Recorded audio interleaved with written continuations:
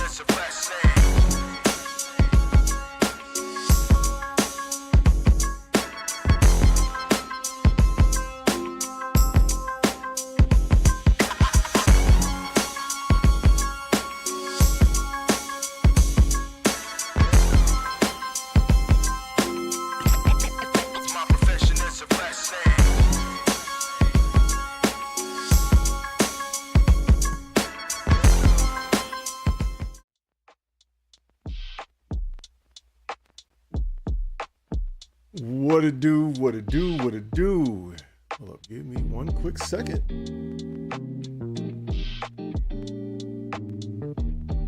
All right, that is better.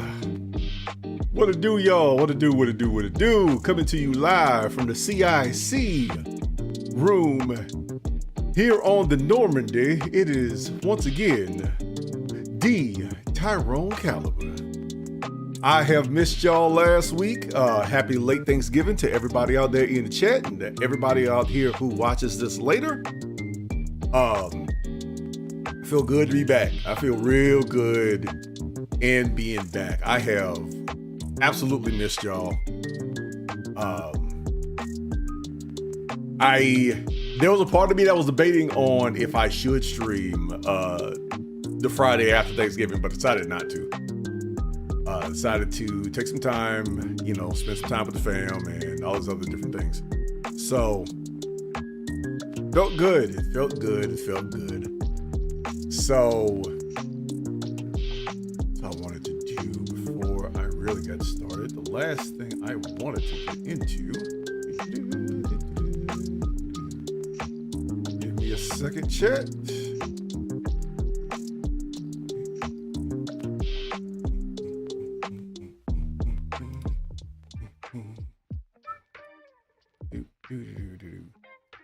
While I'm doing this, how do I sound? Because, like I said, I'm always doing something different with my sound. So, if I sound good, let me know. If this ain't it, also let me know. But how is everybody? I hope everybody is well post Thanksgiving. I hope y'all didn't do stuff. Hey, what's going on, TD? I hope y'all didn't do anything that y'all would regret. Cool. All right, so let me do this. All right, gang, let's start off with the business as usual. This is the tentative December schedule. Obviously, today we're doing Coffee Cup Friday, which normally lasts about an hour. And then we're diving into Mass Effect 2. The plan is to finish. Well, what is going to happen is we're going to finish Mass Effect 2 by the 15th.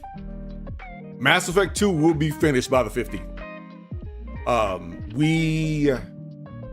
Depending on, regardless of how long that last stream is going to be, or the 15th stream is going to be, we are going to finish Mass Effect 2. I'm not taking Mass Effect 2 into the new year. That's just, we're going to finish everything by the 15th. So that's that. So we can start 3 on the new year. Okay. I have some other announcements that I'm going to end up bringing up later on. Big changes and stuff like that. We'll get to that. TD. We will get to that. We haven't gotten to the coffee pour yet. I'm still doing the business of the channel right quick. But yeah, that is the plan for the next 3 Fridays. So we're going to be hitting up Tali and half of Ilium today. We're going to do the other half of Ilium and the other half of, we're going to do the other half of Ilium, Project Overlord, and the heck's the name of that? The loyalty missions. Then on the 15th, the plan is to do the Reaper IFF, and from there to the end of the game. So that is the plan.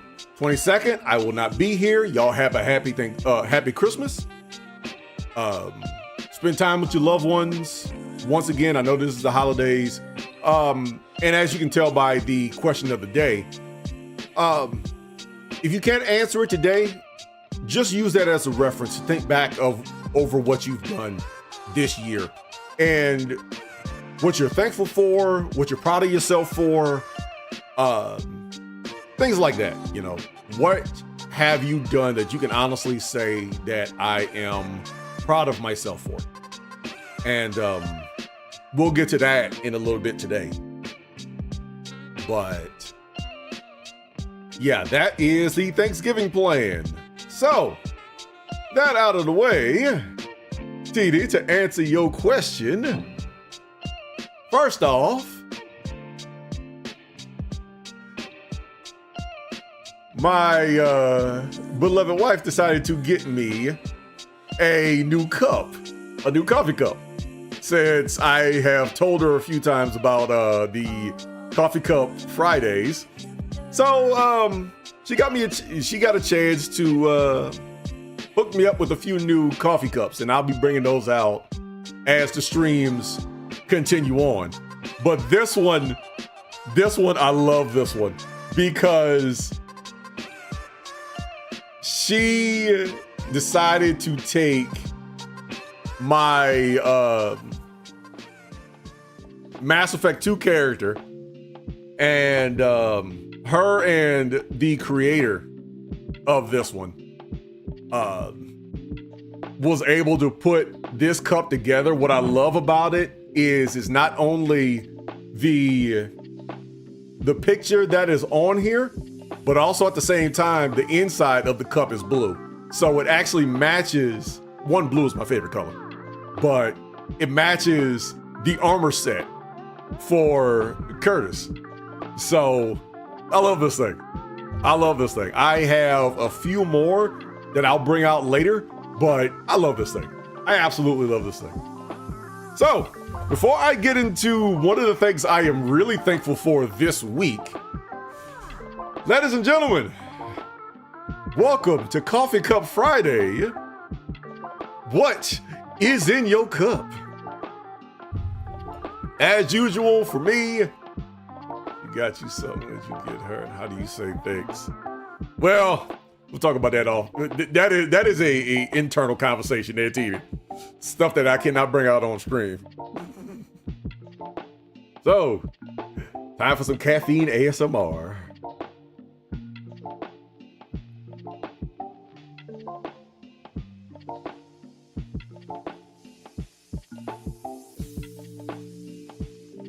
Now, I will say this: these cups are a little smaller than the one that I used.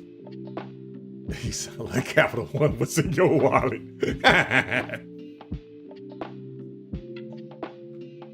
But as usual, I'm drinking my bye because, as funny as this Coffee Cup Friday stuff sounds,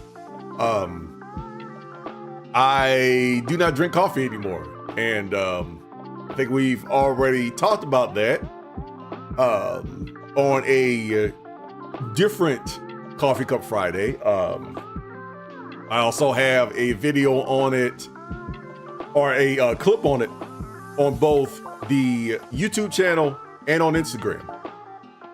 So, let's take a sip on the first topic.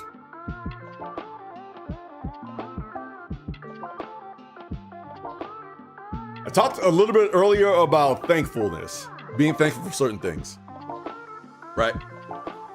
And last Coffee Cup Friday, which was 2 weeks ago, I decided, I was doing some editing and stuff on there, and I was a little bit too far into my head with how I want to do this and this, that, and the other, and blah, blah, blah, blah, right? And I'm still trying to figure out this whole content creation type thing. What do I want to actually put out as a content creator? Also, learning more and more as a streamer, and what direction I want to go. Granted, yes, I've been doing this for 1.75 years, right?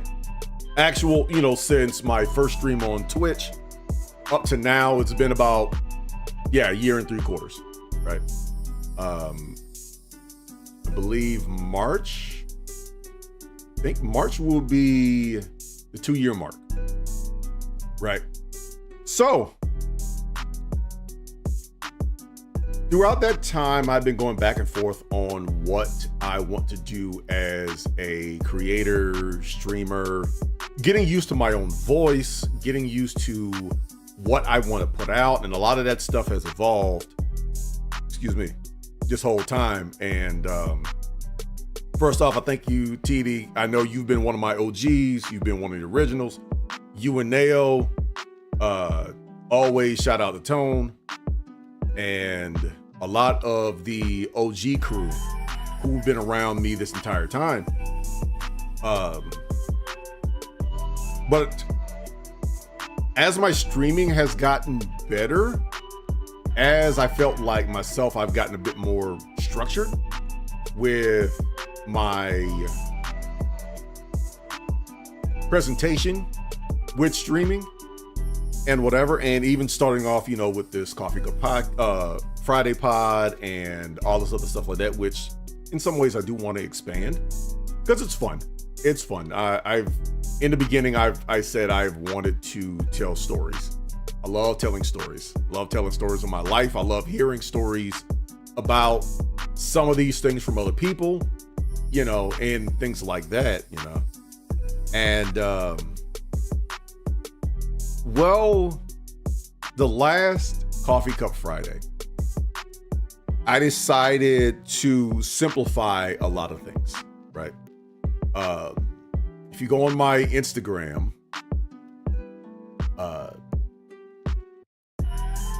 if you go to my Instagram, basically at Tyrone Caliber,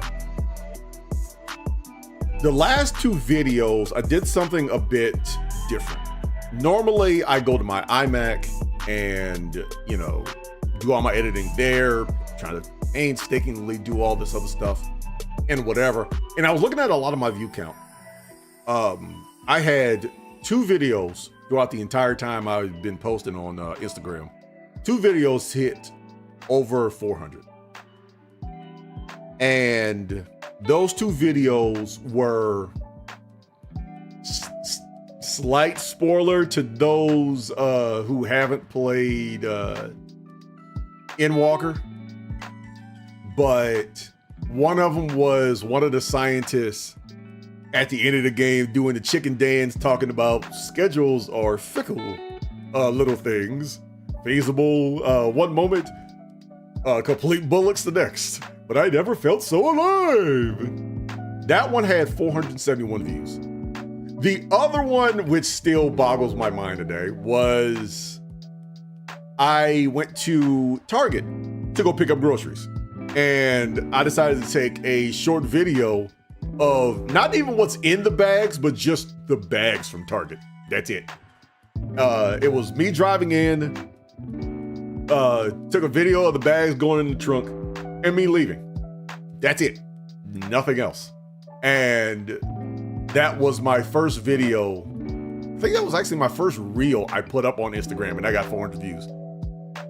And yeah, Target can be lit. But it was so weird with it. But the rest of my videos, if they hit over 100, I was like, oh yeah, that's cool.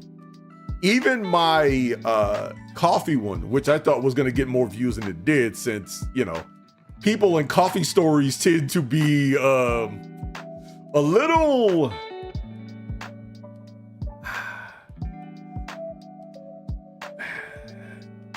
how do I put this? Active, if I may use the phrase. So anyway, so what I did was this time around, I sat there on my iPad and I chopped 2 of those stories down into 1.5 minutes, which was the max you can have on an Instagram reel. Shucks, the same videos on YouTube, people don't watch them. They just don't. The Coffee Cup Fridays on YouTube don't, at least the edited versions, they don't do much. So on Instagram, these last 2, they had to deal with when I tried to do my own taxes and when I had the legend of the $0 check, right? I remember putting the first one out, I want to say about 3 or 4 days ago, about the taxes.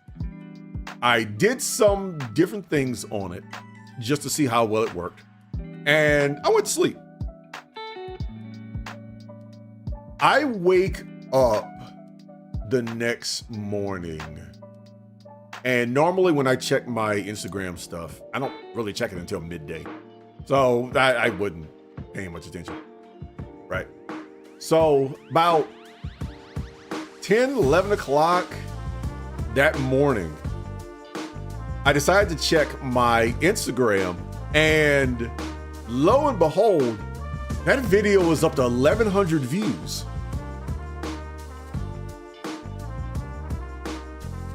I've never had a video like I told you before. I've never had a video over 1,100 in my life. That tax one has probably more views than half of the videos I have on Instagram combined. At the end of it, by the end of the day, I ended up getting 1,400 views. It's like 1,452, I think. And that just blew my mind, because that is literally the highest view counted video I have ever had, which also includes the YouTube shorts, the Shade Zengar Chronicles, the what was the other one? The gaslighting Garrus video and stuff like that. It's like, that is wild. That is insane. But it's what really threw me, though, to be honest, was that video also had 75 likes. And not only 75 likes, but 7 shares. So I guess a lot of y'all must love to hear my story of how I almost screwed up my taxes. So that was hilarious. The second one I put out was another one from that same Coffee Cup Friday, of the $0 check. And to be honest, when I posted it, I was like, okay, that was lightning in the bottle. That probably won't happen again, and whatever. I was admittedly, I was a little skeptical, right? And you were talking about money and giving examples about what not to do. Thanks. Look, I'm glad I can help. I think that was the moral of the whole thing. I was able to tell a story that was a lot more relatable than my usual ones and stuff like that. You know, I do have normal life stuff that I do. But yeah, I was able to, I did the same thing. I ended up using my iPad to edit it. I didn't use iMovie. I think I used Premiere Rush. And the only thing I did edit-wise was Zoom. And I think I had one GIF of somebody counting money.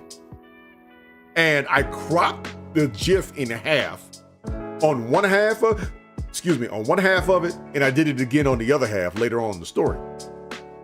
But it was about the $0 check, how I got my entire monthly pay on the 1st instead of the 1st and the 15th, early in my career, and how shook I was. And thank God for my boss calming me down about it, because yeah, I really thought Debo was gonna show up and take all my money. But that video ended up getting, so far, it's over 1,200 views and 50 likes, 51, I think. So, and 1 share. So between, they'd have given TDMD 214 with bad just charge. And look, let me put it like this. When I said $0, it might as well have been $0, because that check said something like $1.24. So it might as well have been $0, because $1.24 barely gets you anything out the snack fund in our shop. In fact, you might be a penny short from getting a soda and a honey bun back in my old shop. But it was, it might as well have been a $0 check. But ancestry would have sanctioned my actions. 1865 to Cantina working for free. Man, look, let me tell you. I was trying, but your boy was shook. He was shook. Your hero was terrified. And they're gonna take my money. And whatever, but yeah, that video, a lot of y'all like to see my money mishaps. And whatever. So I was shocked by it. And thank you to everybody who went out and watched it, liked it, shared it in some cases. I hope my mishap helped y'all. We got tax professionals for a reason. I am not your financial advisor. Do not ask me about financial tips. The only thing I can give you is stories of stupidity that I have done, or episodes that I have had, especially to my military folks who have had this situation, because I have had cats who have been in longer than me tell me the story of the $0 check, and they were pretty much working 2 weeks for free because they blew through that money, still expecting that they would get paid on the 15th. Yeah, good supervision. And if you are a supervisor and one of your subordinates asked you about that, yeah, drop some legitimate knowledge on them. Like my NCOIC dropped on me. Thank you.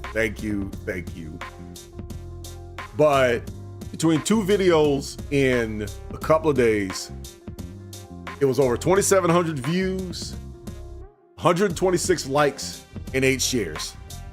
And just on taxes and a $0 check. And like I said, I was shocked by it. I was really shocked by it. And I am really thankful for that. But if I were to say what I am most thankful for this year, it's stuff like that. It's my own personal growth this year.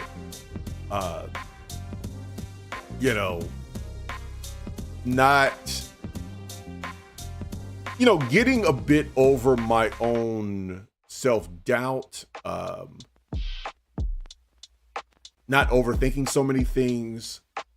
I've made some moves and stuff to where I think that I can be a better creator, even though it's more simplistic. I have rekindled things that I have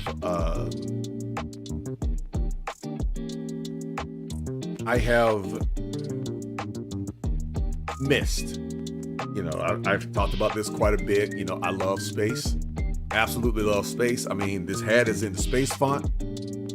Let me do this real quick. But this hat is in the space font. Obviously, I got my Commander Curtis Shepard on my cup.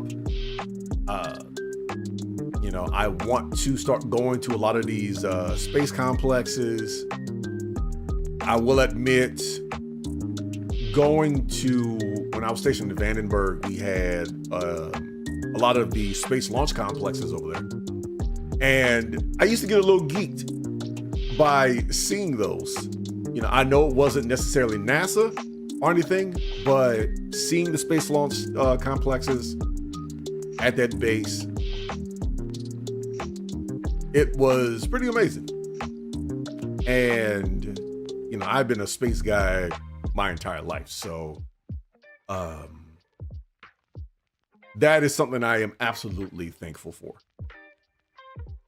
Finding something that I am more passionate about, and the fact that I can look at this stuff through the eyes of video games and stuff, and look at certain games through a different lens than just, oh, how good is the game or how bad is the game.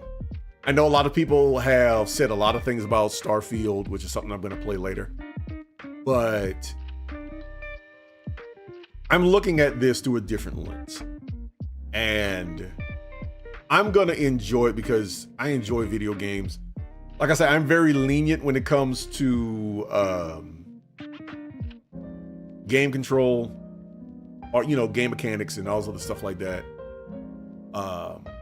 I look at story, but I also look at, more than anything else, what are my experiences with it? What are my experiences with it? And telling the story of what I like to call alternate timeline Curtis is, to me, is going to be fun, right? But that's something that I have definitely been thankful for, and honestly, I would say is my biggest accomplishment.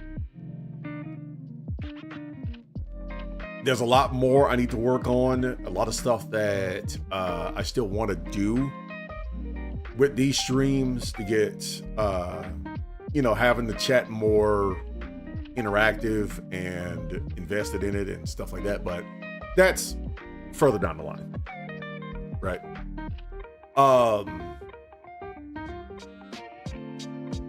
But yeah, that's the main thing that I am most thankful for. Hold on, give me a quick second.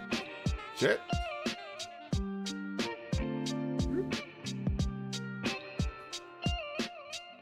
Okay. So, but that's enough out of that. To y'all out in the chat, what are some of the things that y'all are thankful for? Like I said, you don't have to say it in chat, but you can say it. Just it's something for you to think about. But we are 34 minutes into the pod, and since y'all love money management stories, I got two more for you, right? And it's, I'm thankful for peace and a sound mind. Can't take it for granted. Yes, indeed. Yes, indeed. Yes, indeed. Yes, indeed. Yes, indeed. Yes, indeed. Especially nowadays with so much stuff going on that, one, if you look for it, you can find it, but there's so much other things that are going on that having a sound mind, having a grounded mind, and keeping yourself at peace is one of the reasons why I ended with, abide in peace, y'all keep it easy and stuff like that, is because there's so many things, even if they're perceived as good, there's so many things going on right now, and life moves so fast that it can be hard to be actually at peace. So keeping yourself grounded, keeping yourself at peace, keeping yourself at a good pace, keeping your body at a good pace. Like earlier today, I got up at like 4 a.m. Could not go back to sleep and whatever. I'm like, good grief. I got to stream in 11 hours. I hope this isn't one of those situations where I am up at dark 30, I can't sleep, and then right before it's time to stream, I'm tired and whatever, and it's like, okay, now I gotta go to sleep. This is bullets. And thankfully I was able to go back to sleep later after doing a little bit of stream prep, but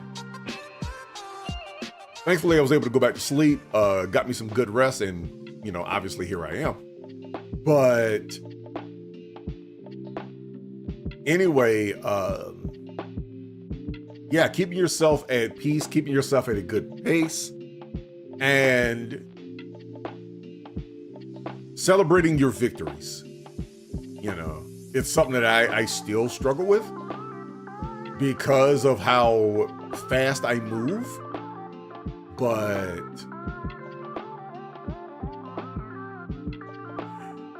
how do I put this?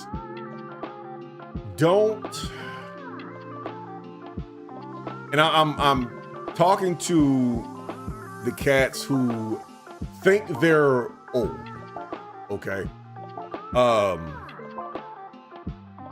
First off, if you're younger than me, you are not old. You are not old. Do not give me that I am old, da da da da da. No, you're not old. You're not old. You're not old. You're not old. I have put my body through the ringer and whatever, and I personally still feel young, right? I have a lot of experience, but I do not ever feel old.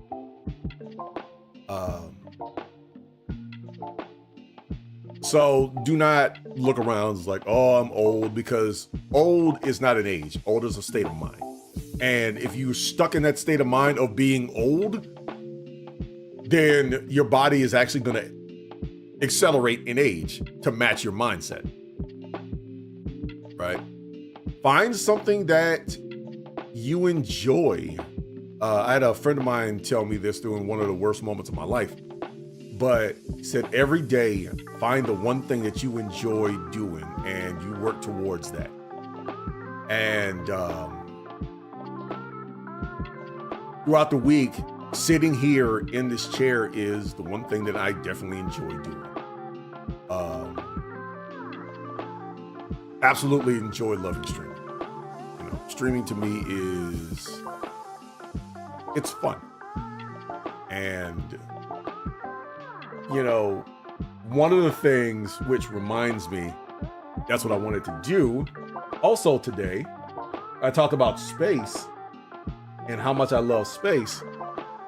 When we went to the Space Museum a few days ago, got my hands on this. It is dehydrated salsa, right? And I was sitting there feeling like a kid. Like, you know what? I'm gonna try it. It's stupid. It's probably a waste of money. It probably tastes terrible. But you know what? Why not? I don't care. I'm gonna do it. So I ended up getting my hands on it. And one of the things I was going to do, since we are 40 minutes in, one of the things I was going to do is actually make this, because what it is you have to pour this in a bowl with a cup and a half of hot water, right? So I have this, I have some Scoops chips. And when I read this, it feels like I'm making an MRE, because they even tell you, pour this in the bag. No, I'm not gonna do that. So,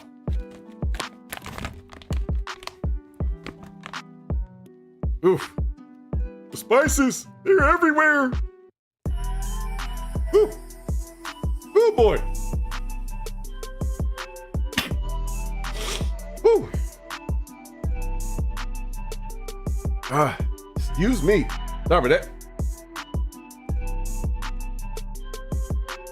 All right, so we got the spices in here, and now for the hot water.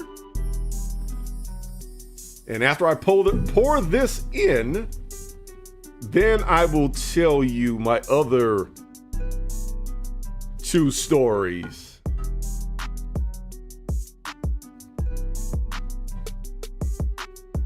All right. So this is a cup and a half of water.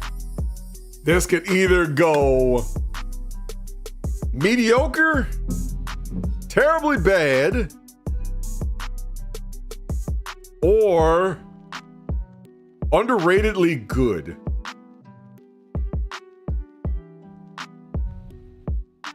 So that is there and set. So we get to set that on the side. I'm gonna leave that there until probably after we get done with one of our missions in Mass Effect. So what are we at? It is 4:40 Eastern. So we're looking at about 5:05, something around that time. So we'll go back and check on it. So, whew. Okay.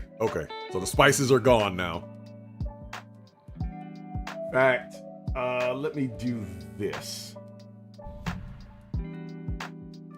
This is what it looks like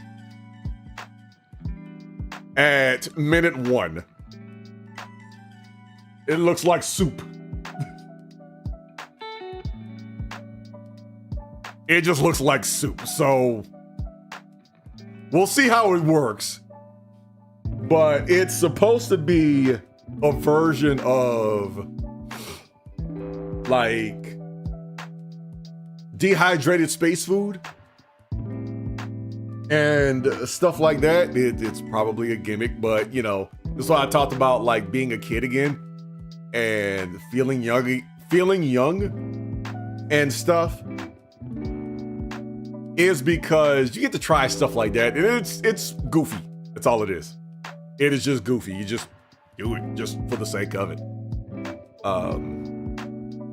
So we'll see how this turns out. So anyway, excuse me. Oof. All that up the nose. Hold on.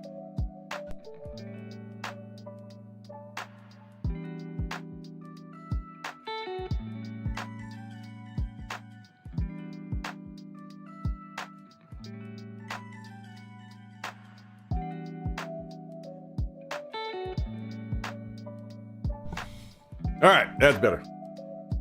That's better. We'll see how well this goes after, but anyway.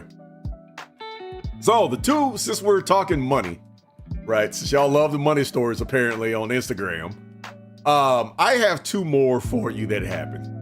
And this one happened roughly about the same time. Around, this one happened at Vandenberg. And, we're still on my first base and stuff like that. So I've already had the $0 check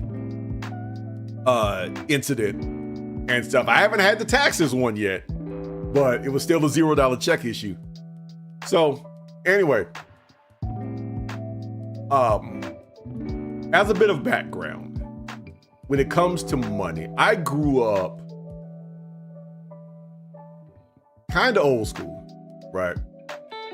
I grew up with the attitude of paying with cash, because we pay with cash basically everywhere, and whatever. I would not even when I got to the Operational Air Force, I would not pay with a ATM card. I wouldn't pay with my debit card. If there was something that I wanted, I would actually go to the ATM, pull out the money, and then go pay with cash. I was always a cash person, right? So my first time going to the desert, we were over in Kuwait. We didn't have ATMs. So me being me, I had, basically bills in my pocket, right? I didn't know how I was going to access this money, But I had to, in my head, I had to make this stretch, right? This is also why you don't ask me to be your financial advisor, because I didn't know these things. Your boy was very naive growing up of the ways of the world. So anyway, it was getting around to the end of the month, and I'm running out of money. Well, basically, I was on fumes when it came to my cash reserves, and I needed things like getting soap. I needed some more toothpaste, all these other different things, right? And running that low on cash, I think at the time, by 4 days to payday, right? I had $30 to my name. And we were only there for a month. It was a 3-month deployment, but we were only there for 3 months. And I had to figure out, how was this going to work? So I go to the BX, right? I think it was like the day of payday. We got paid. Now keep in mind, when I pulled out the money, before I left, we had already gotten paid. So I had a full month of pay that I did not touch. Because I think I turned off my cell phone before I left. And I wasn't taking it with me, so yeah. Because, you know, $400 episode with my cell phone. Yeah, let's not do that again. But I decided to go to the BX on the day of payday, and I was still burnt up. I was still mad because I think at that point I had like $15 on me, right? And I remember going to the checkout line, and I'm like, I just had a couple of, it's like a bar of soap and a couple other things, right? And the guy looks at me, he's like, "That's all you're gonna get?" Yeah, I mean, it's not like I got access to my money. He's like, "You have a debit card?" "Yeah, but I don't have an ATM around here. Nor is there like a swipe machine or anything around." Right? Guy tells me, "You know what you can do? Put your card on this thing, and the carbon copy paper or whatever. Put your card on here, and that's how we process your funds." Wait, what? Yeah. Then how does that work? It does. We send it through the system, and that's how the exchange happens. Now, you don't want to do that and you don't have money in your account, so be very careful. Okay, so anyway, so I was like, this is how this works. Now, keep in mind, I, at this point, have had a month and a half of pay stacked up. So I look at this. I was able to use the computer to access my bank funds to see how much money I actually did have. So I was like, you know what? Fine, then I am going to splurge. I went and got more soap. I went and got this. I went and got that. I went and got all the toiletries I need. I think I ended up getting myself another PlayStation game. I want to say this was, I ended up getting my hands on like NBA 2K2. To those who remember that far back. But I got my hands on NBA 2K2. The one that has the line of, if you're a post player and you're backing down your opponent and you end up doing a drop step to score, if your stats on the drop step are low, the guy says ugly but effective drop step, but I guess it works.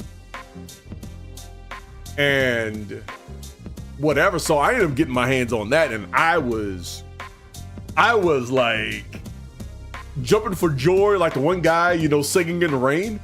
Now my boss during those 4 days, like I wouldn't want to talk to anybody. I didn't want to see anybody. I used to run credit cards with those carbon paper slips back in the bad old days of delivery service. Yeah, look, let me tell you, that was my first experience with the carbon copy ones. And I'm like, oh wait, that works?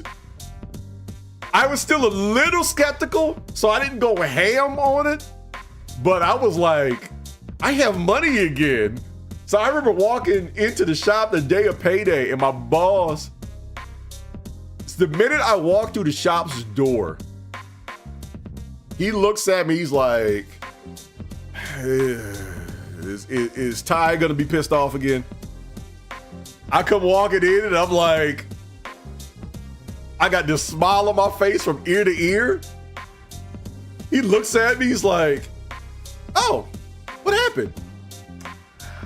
Not only do I have money, I have access to money again. He walks up to me, he puts his arm around me, he's like, life feels so much better when you have money, don't you? Yeah, it does.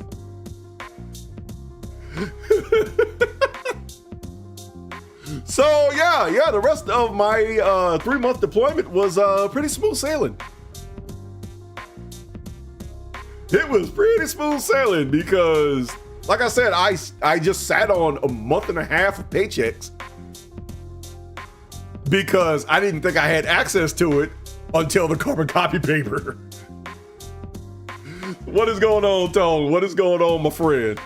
Good to see you as always. What else? Now on the opposite end of that, right? Fast forward to the end of my career. This is my other story. Probably the most financially, I'll say the most financially miserable I have ever been in was that day in Kuwait. The most financially shook I had ever been, to be honest, was the day I retired. Because I've told the story of the $0 check, and you know, we used to get paid twice a month and all this other stuff like that, right? Well, I don't know how many of y'all understand how military pay works, but when you retire, they calculate a percentage of your pay. And depending on the number of years that you've been in, past 20, and they tell you, you know, this is going to be your retirement pension and whatever. So when I went on terminal leave, I had stacked up, I want to say like a month and a half of leave. But when I went back home, right? When I came back home, I stacked up some money. I stacked up a good amount of money. And I got home, and when my I got home in June. My July pay was my full military pay, right? Because I'm still technically in service even though I'm on terminal leave. And let me explain something to you. I just remember looking at my pay hit the bank, and I just remember staring at it. Because my head is on next month, I'm going to be retired. What happens next?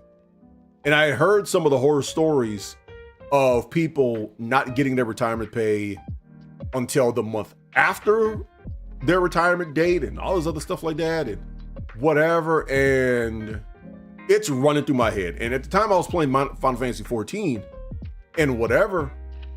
But I was also setting up to go to school, and school wasn't going to start for another month and a half.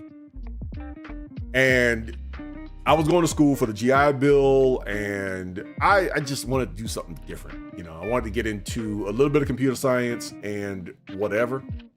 Ended up getting a minor in journalism at a completely different school, but that's a whole nother story for another day.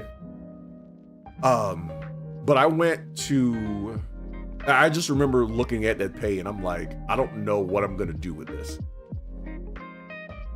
So I tried to spend as little as possible while working on my old house, and obviously paying bills. And those bills, that was a culture shock in and of its, a payment shock in and of itself. But, that very next month, first time getting paid for retirement. That pay was cut in a quarter. I looked at that paycheck and I'm like, where is the rest of my money? Like, I'm making a quarter of what I used to make just last month. What am I gonna do with this? How am I supposed to work with this? And I just remember sitting there like, what am I gonna do? What exactly am I gonna do with this?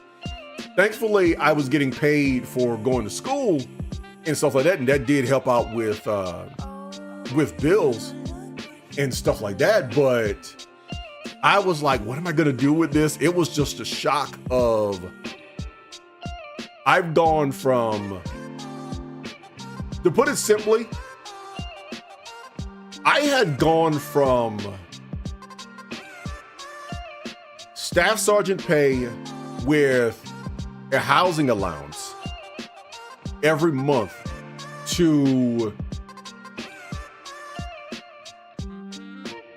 a little over, and this was, a little over E3 pay back in 2000 some change.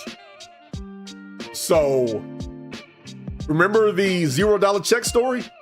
That's how much I was getting paid for my pension. And I'm like, what am I supposed to do with this? I'm like super shook. How am I gonna work around this? Da da da da da, and whatever. Lo and behold, thankfully, I ended up running into my now wife, and she was able to smooth some things over and whatever for me. You know, like I said, I'm not a bad money manager. I am a mediocre one. And, you know, I'd probably put myself at a bit mediocre.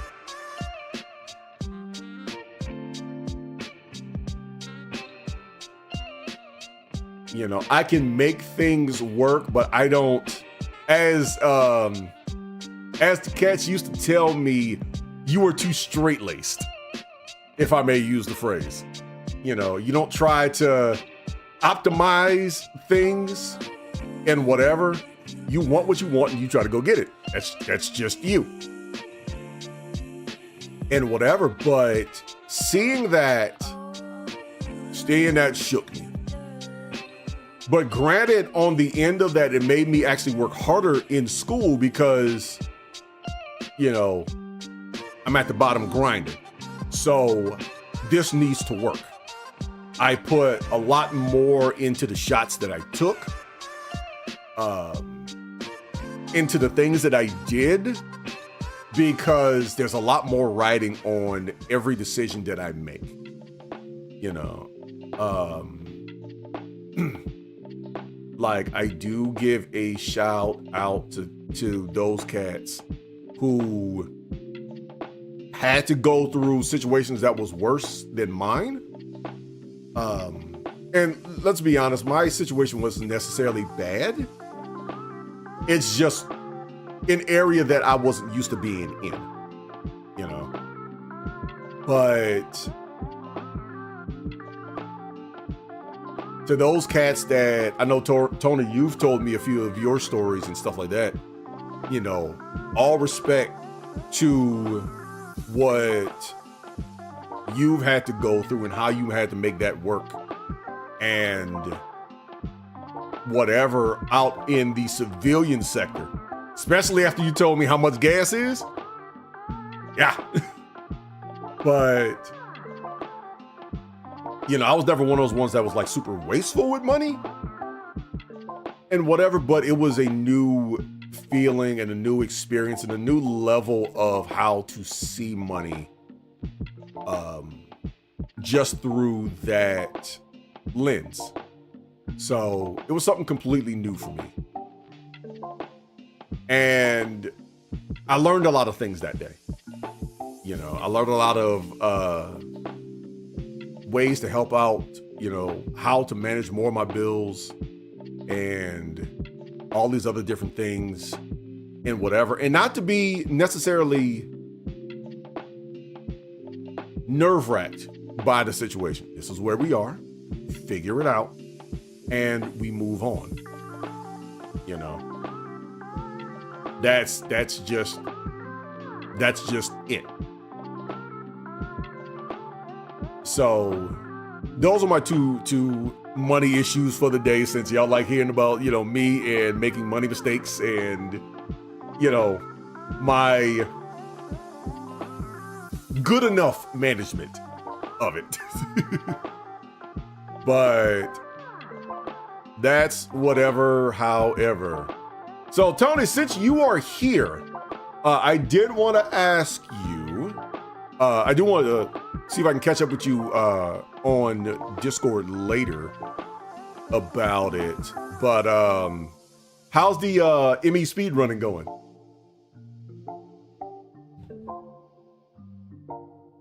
How is the ME speedrunning going? You too, huh? No comment. You too, huh? Yeah, that's what I wanted to ask. We'll talk about that a bit more off stream.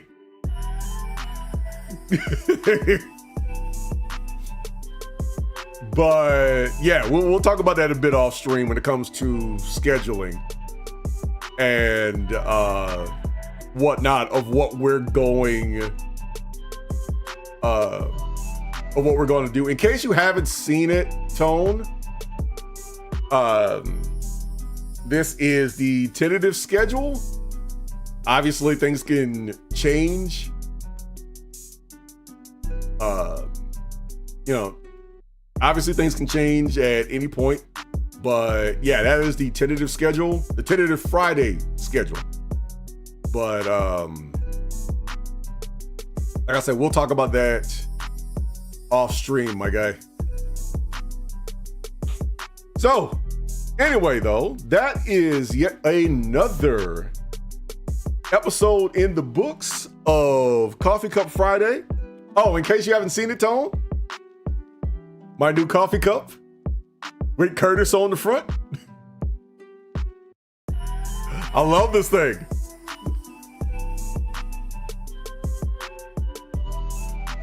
I absolutely love this cup because it has me on it. Also, I picked up some dehydrated salsa, in case you haven't checked, in case you didn't hear it earlier.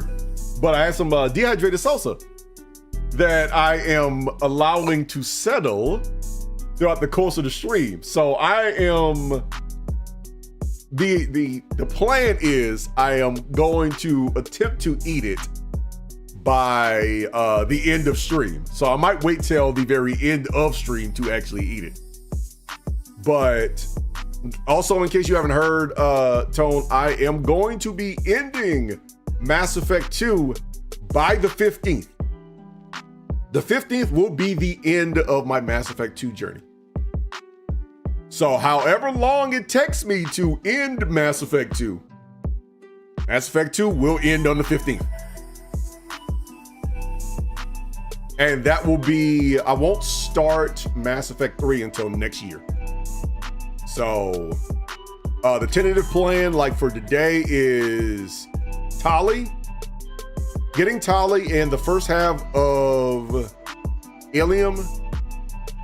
Then next week is going to be the second half of Ilium and the loyalty missions. And finally, the 15th will be the Reaper IFF and everything else after that. So let's see if I can keep this no romance run going. So with that being said, let us get down to business.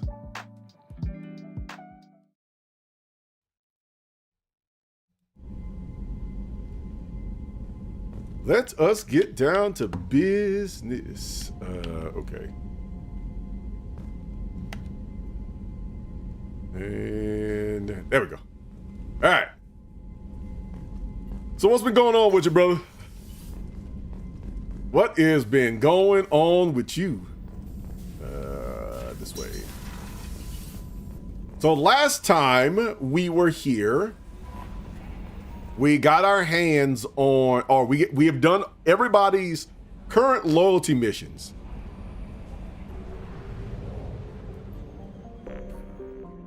So right now, anomaly detected. What we're going to do, we're going to start off by launching probe. Giving the Normandy a final send-off. Giving the Normandy a final send-off. That's one thing I did want to talk about a little bit while we're doing this. I mentioned a few streams ago, I mentioned how I mentioned how much I love space and how much I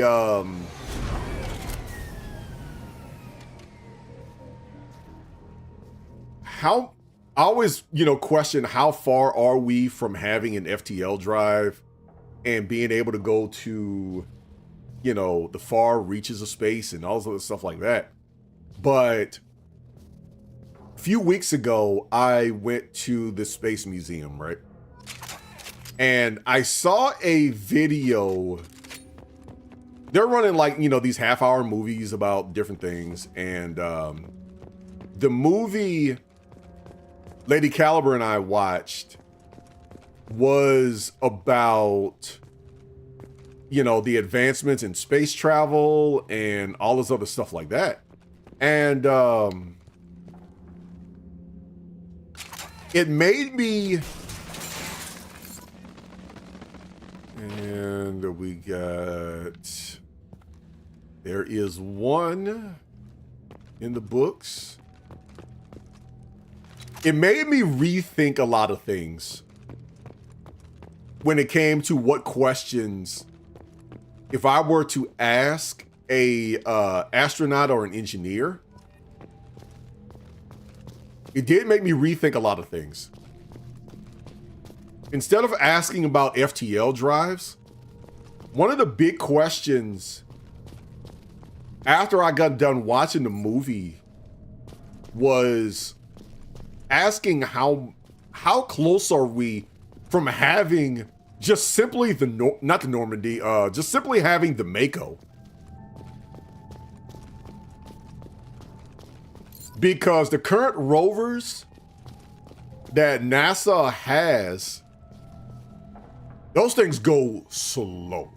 And I mean, you can walk next to them slow.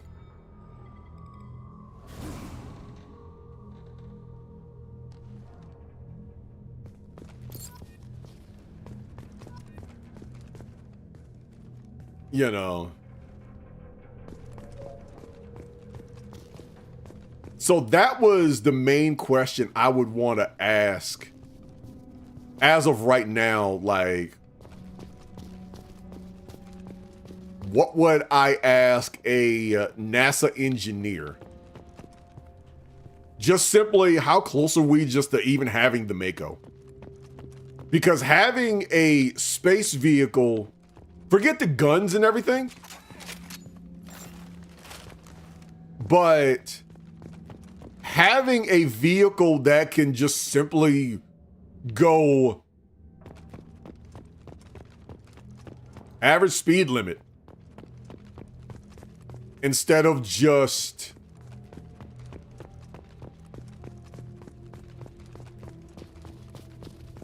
under walking speed. That is number 6.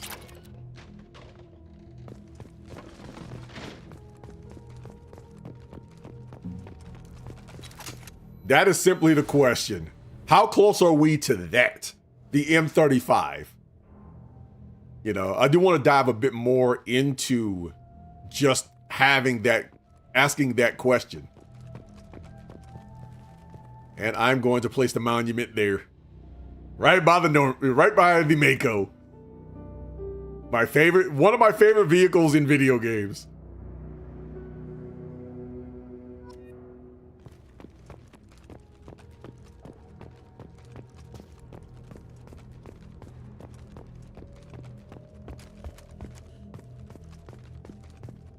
Okay, so that's 2. I knew there was one of us over there.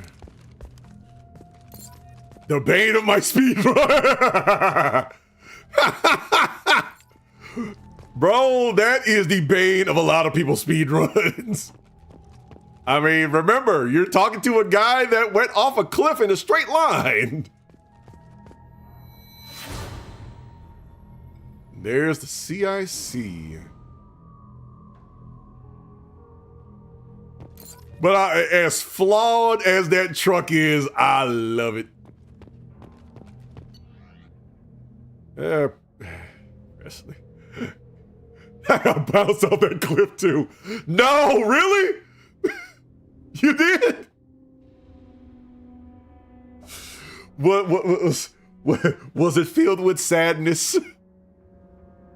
Was it filled with absolute sadness? Yeah, there's something there that just bounces you. Yeah, I don't look, what's the phrase you like to use? The game works perfectly. It's a trap speed bump. The game works perfectly. It has no flaws whatsoever. It was delivered in a complete state.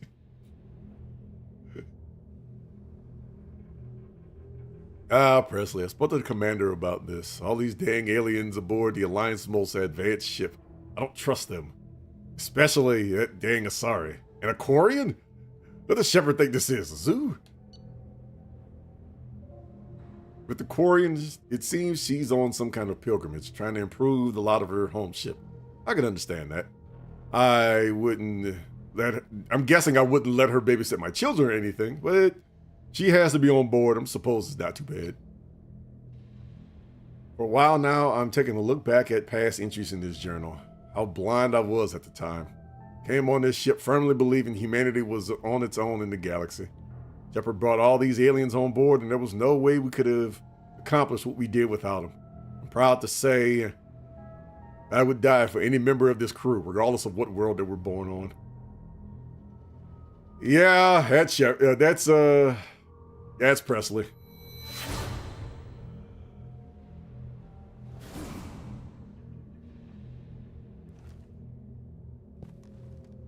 I just thought about this.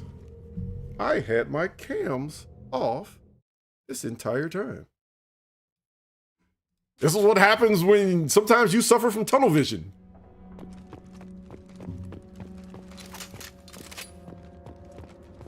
This is absolutely what happens when you're so focused on tunnel vision. I was like, something's not right now.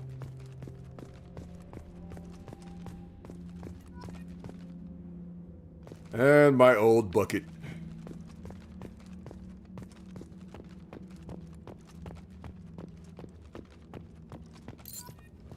But yeah, hopefully the things that I've learned the last few weeks. I don't know how much you heard how early you were for the for the coffee cup segment, but my last two Instagram videos dealing with Coffee Cup Friday got over 1,200 views apiece. And only thing I did was just shorten two of my stories down to 1.5 minutes. That was it. Nothing special, just here's a couple of stories.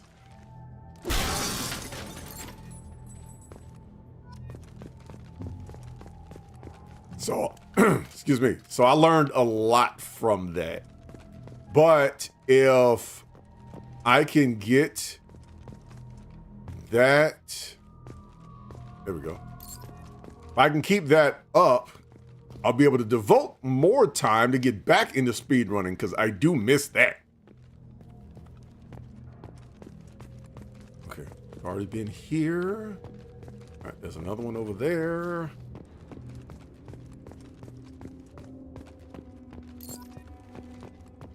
And another one over there, so that's 13. This is gonna be 14.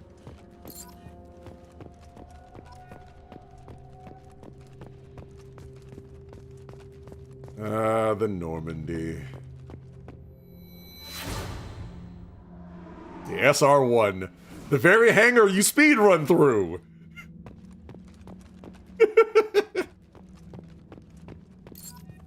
You know, one day I want to do a trilogy playthrough where essentially you glitch through everything. And I wonder how the story plays out.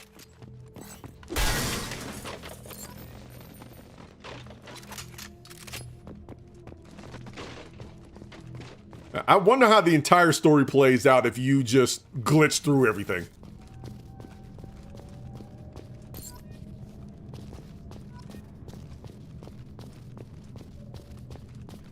That's 17.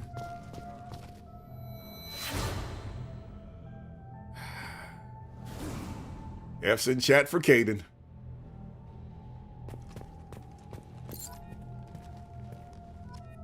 All right, so that's 18.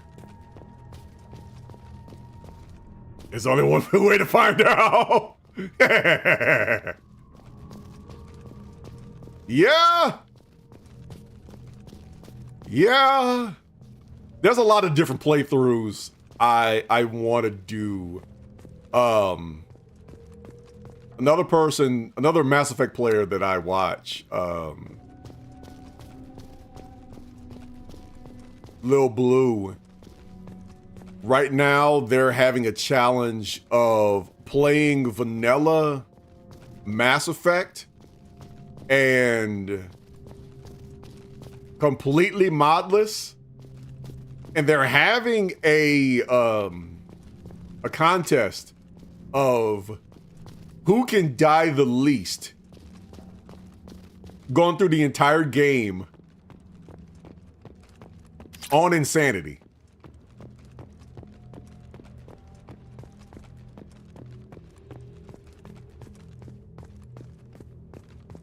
So I might get in on something like that. Okay, so I'm missing 2 more.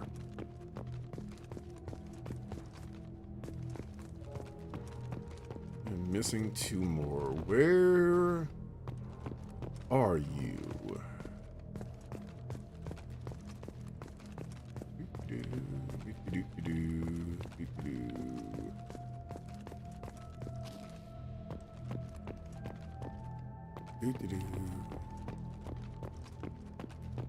So yeah, I want to try it. I want to do I don't know if I want to do an Insanity playthrough first before I do the kill count challenge. and stuff like that, but I may do the challenge anyway.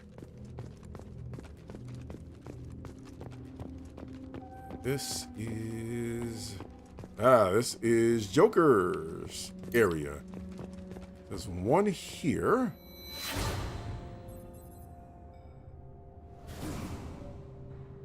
The Echo. The bootleg Echo.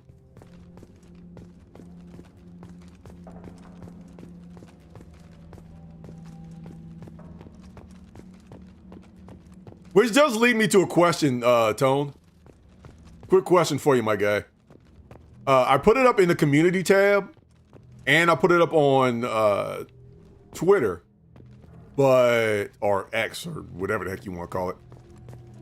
But if you had a choice, there it is. Give me that, give me that, give me that. And that is 20. Let's get up out of here. I believe that is all. It's fine to detonate. You got it, you got it, you got it. So, all right. So that's it. I put it up in the community tab on YouTube. But my question for you is a bit of a would you rather. Would you rather spend 6 months on a deep ocean expedition to like the Mariana Trench, or spend a 1.5 years on an expedition to Mars?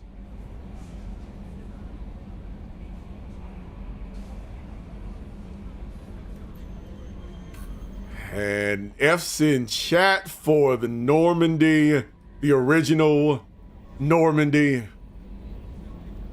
I missed that ship.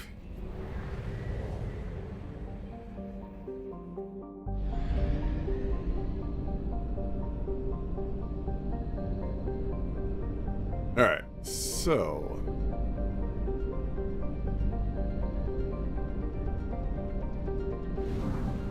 All right, let's get out of here and off to talk to Tali, because we need a good mechanic.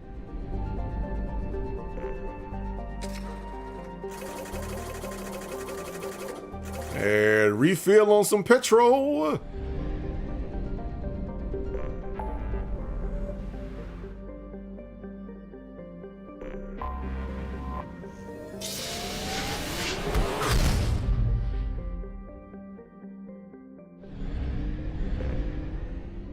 All right, and I think this is the last one.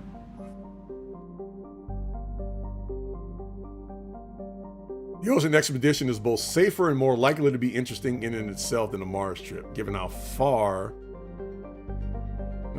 a rover would get from the landing site. Yeah, that is very true. And the year in a space tube. You know, it's funny. It's funny. In that movie I watched over at what the heck's the name of it? Over in at the Space Museum. One of the things that they're developing, I don't remember if they're developing it or developing it. I don't know if they developed it already or developing it now, but they basically have an extension to one of their pods that has an inflatable section that's like, I want to say 40,000 square feet. So it's basically the size of a mansion. And that's essentially their living quarters. which I thought was absolutely hilarious. And whatnot. So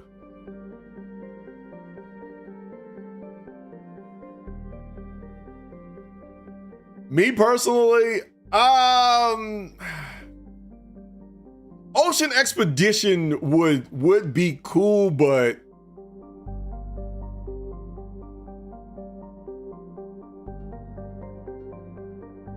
that's awesome. I said, like, to go outside and touch grass half the year. That is very true. That is very true. But I think I would take the year and a half in space. I think I honestly would take the year and a half in space, because I honestly believe there's a higher chance I can come back around and do the 6-month voyage to the Mariana Trench another time. I do believe spending a year and a half in space would be a legit one-time experience, like a once-in-a-lifetime experience.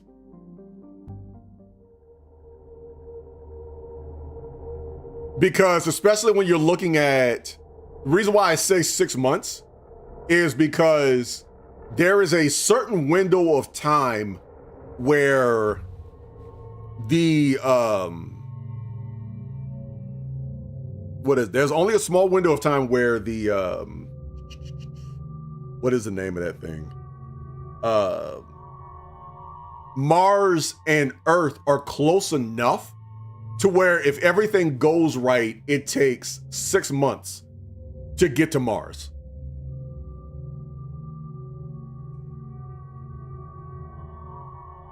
And then you would spend a year on Mars.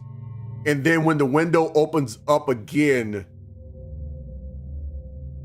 basically the 6 month-ish corridor opens back up. So yeah, that would probably be the way that I would do it.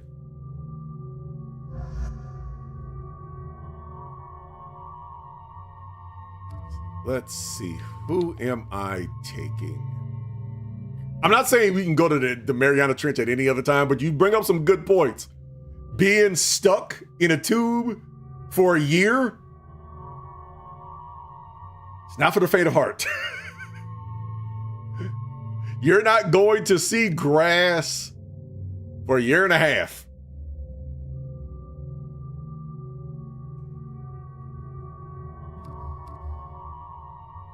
Let's see, who am I? I have to take Garrus because of Tali. I'm gonna take Jacob. Especially since I have Slam now.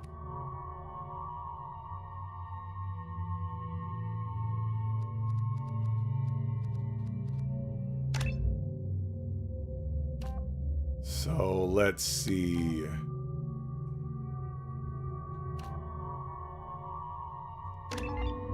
Heavy Slam, I'll take that. I will call that the Spine Buster from here on out.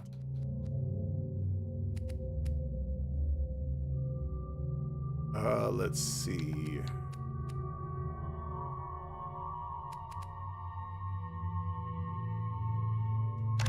Armor piercing. And we'll go with our famous old tungsten ammo.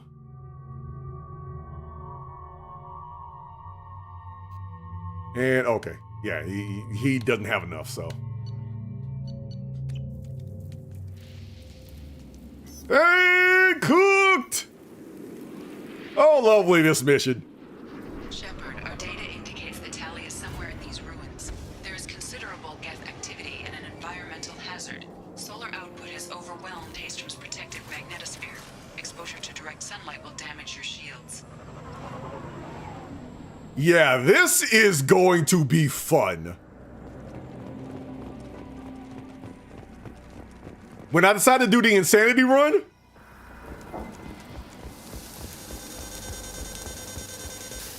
this is going to be fun.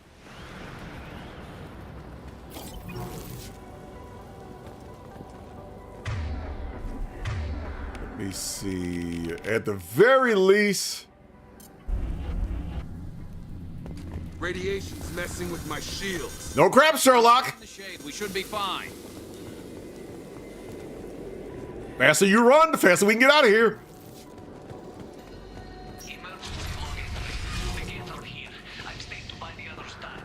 Anyone who gets this, find Tally's order. She and that data are all that matters. Kill us alive. Burr. Okay, anything else in here? Emergency login 3. The gates are here. I've stayed to buy the others time. Anyone who gets this, find Tally's order. She and that data are all that matters. Get dropship. Incoming. Target down. Come on, come on.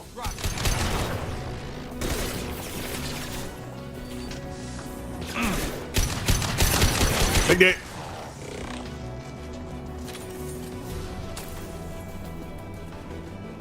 Okay, so which way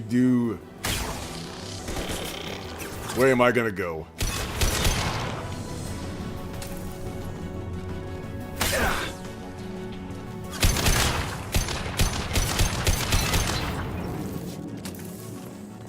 And for the record, I hip checked that one. I would rather not be I'd rather not be accused of Going up a barrier. villainy from like last time.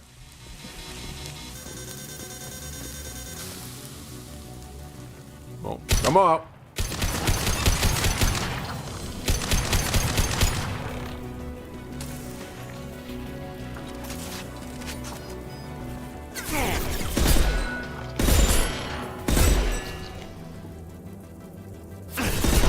There we go. Alright, what I need to do with this one is that.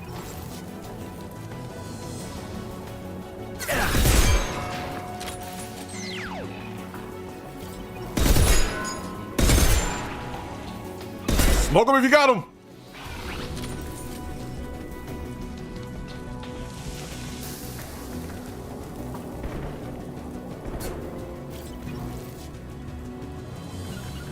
Taking I'm on cover. it.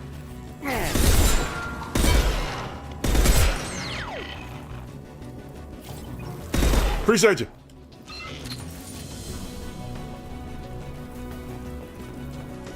Move up, move up, move up. It's burning my buns! Ah!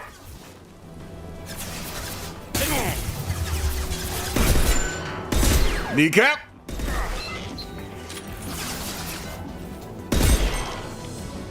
Hip check.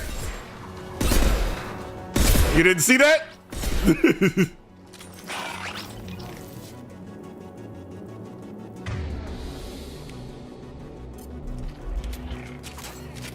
Every shot went exactly where it was intended to go.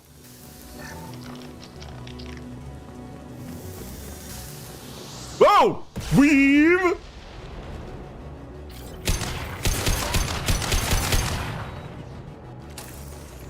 Weave!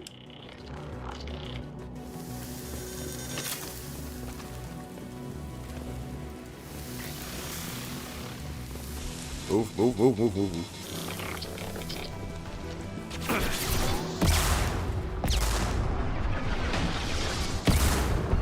Look at that.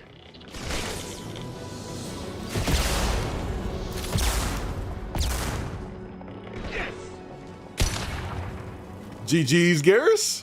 GG's. Nope, nope. Hiding there would not be a good idea.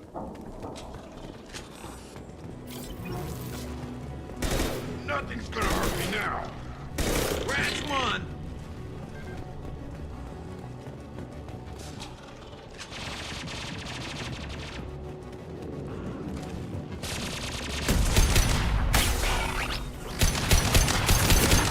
Take it.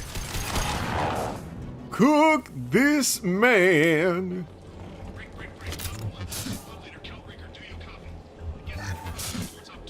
I will take that. Hey, Tempest machine gun. I will take that.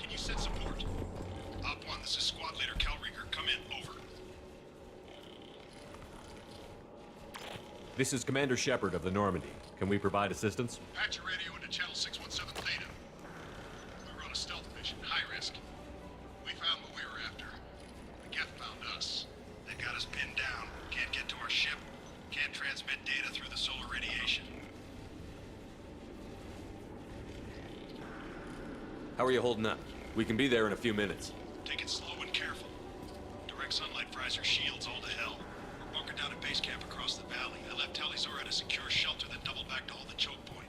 Getting Tali out safely is our top priority. If you can extract her, we'll keep him off you.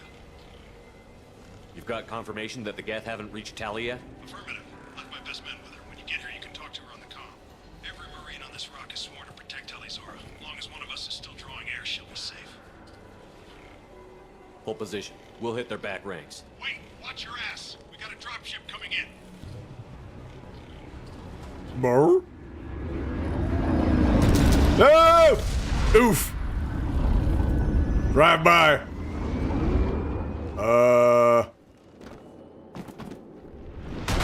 Oof. Crap, doorway's blocked. Grab the demo charges in the buildings nearby. Use them to clear a path. Ow. I scanned the area and located the demolition charges the Warring Commander mentioned. Put it on my radar. We will need both sets of charges to clear the rubble.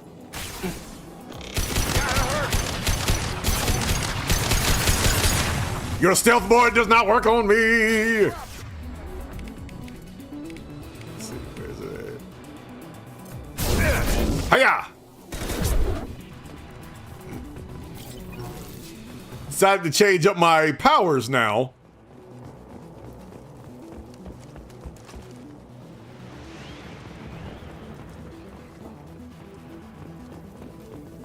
Thing over here. Nope. The soldier said to use mining charges to blow through this rubble. Heads up!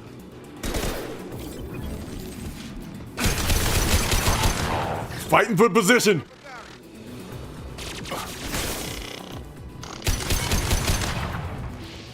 Catch homeboy from the side.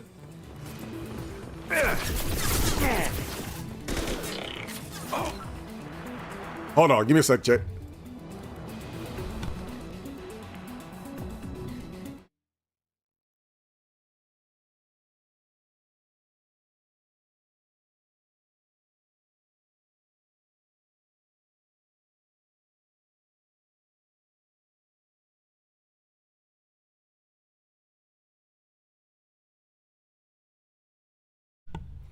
All right, sorry about that.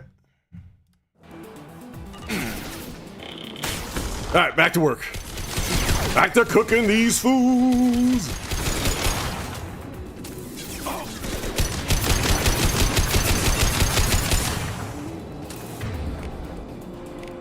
Where is my... Nope, he's already got shield.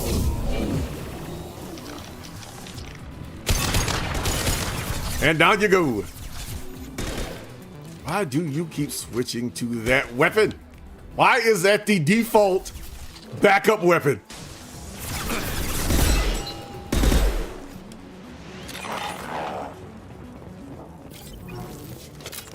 Excuse me. I would figure that it would go back to the last weapon that you used. We need a core sample to get a timeline on the rate of radiation increase, but our equipment keeps dying on us. Shepard once used a mining laser to clear some rubble back on Therum. Maybe I can do something similar with demolition charges. Good old mining laser on Therum.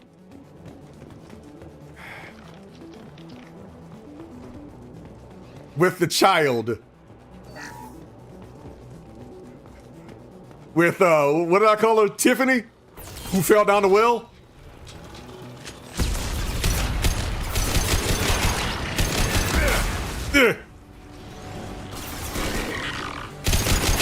Take that.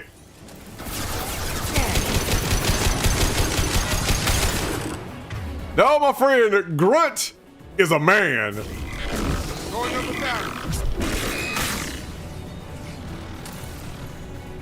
Grunt is a grown man. No, I'm talking about the other child.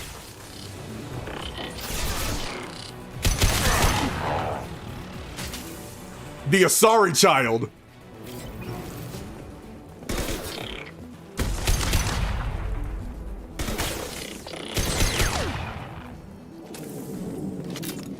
But he's also Clan Erdnot.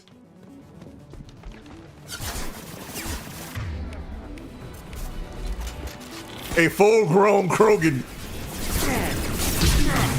Black hole gun, won't you come?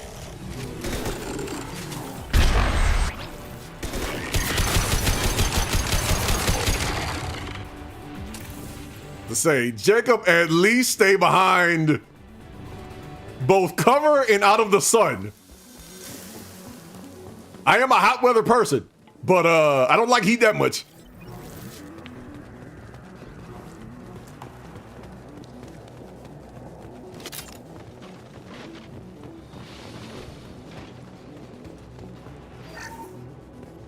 Power cells, demo charges. Got all the ammo I need.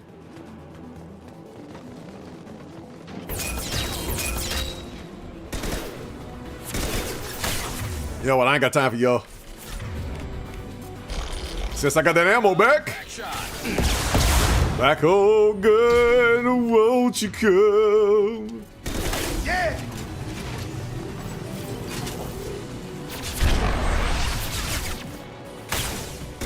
I don't know if I told y'all, but I love this gun. We're taking too much fire. If we head to the left, we can flank them.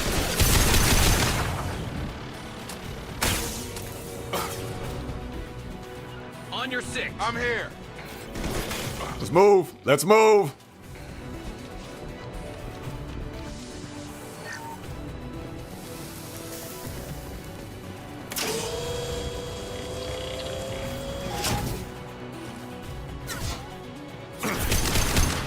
Gary says we can flank him. Nothing's gonna hurt me now.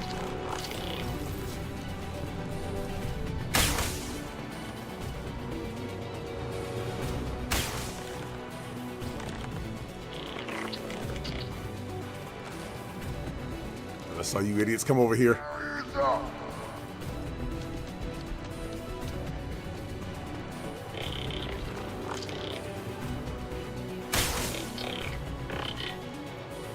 Okay, so he is down there. Lost shield.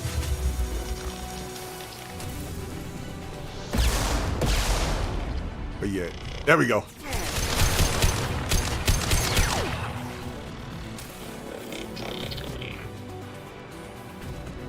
You know one thing I miss having right now? Grenades! Throwing up a barrier. Grenades would work swimmingly in this situation.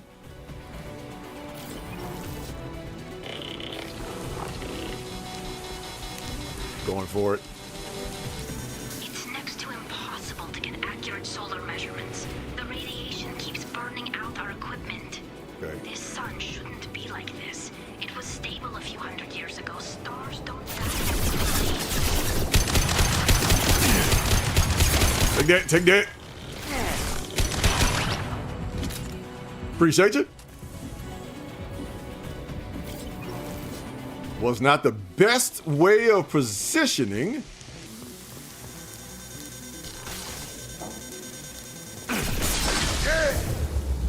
Back to my spot. Okay. Just had to test something. Okay. All right, so all of that is there. Where is the exploder area?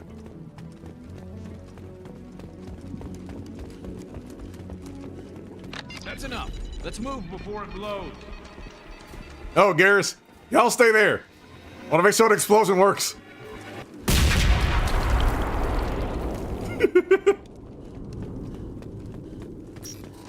I mean, Garrus, you've already taken a missile to the face. It should be pretty easy for you.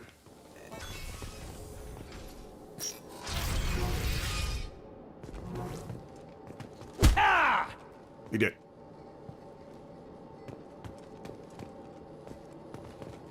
This is valuable. before the flotilla, obviously. Why would the Quarians come here? Whatever they're after, I hope it's worth it. Alright. Anything new here? No. Our ancestors walked these halls with uncovered heads. The sun must have been normal back then. So much space, walls of stone. It's amazing. I wish my friends could see it.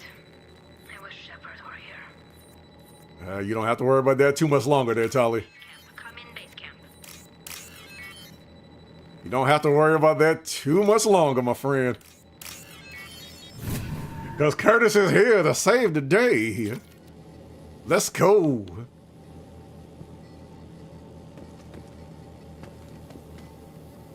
Hello? Is anyone there? Tally, it's Shepard. Shepard? I'm not complaining, but you show up at the strangest times. What are you doing in the middle of Get Space? I was in the neighborhood. I thought you might need a hand. Thanks for coming, Shepard. It means a lot to hear your voice. Carl Rieger and what's left of the Marines got me into the observatory. From where you are, it's through the door and across the field. I got to the data I needed and I'm safe for now, but I've got a lot of Geth outside. What's this research you're after? It's about this world's sun. It's aging faster than it should. I can tell you more about it once we've got fewer Geth shooting at us. Would it help if I brought in the Normandy? Doubtful. These buildings are centuries old. If you bring down heavy fire, this whole place could collapse on us. Oof. Is anyone else still with you, or are you alone out there? Rieger had a team of Marines covering me when I ran for the observatory. At least some of them are still alive. I can hear them firing at the Geth outside. This goes back to something that happened during one of my deployments. We had a guy. I'm not going to go too deep into it, but we had a guy basically tell me straight up that you're the mission here. You are the mission here. If you go down, there's no point of us being out here. You know, it was me and a crew of electricians going out to this one site to start running a bit of power to this building. And it could be just for simple things like lights or whatever the heck it is. But the guy was like, you're the reason we're out here. If you go down, the rest of this convoy is pointless. And so I can understand when Rieger was like, if Tali gets that information and gets up out of here, I can deal with the rest. And everybody knows that. Everybody's on board for it. Because if Tali goes down, you're just shooting at Geth for no reason. It looks like somebody sealed the door against the Geth and the console is damaged. Can you get it open on your end? Let me see. Yes, I can do it. Here. Should be unlocked now. Be careful, Shepard, and please do what you can to keep Rieger alive. All right, so I am going to do a little bit of loadout change. First off, let's see. We got the Geth Plasma. He can stay with that. Those two stay the same. As much as I love the gun, I'm actually going to switch up and use the nuke launcher.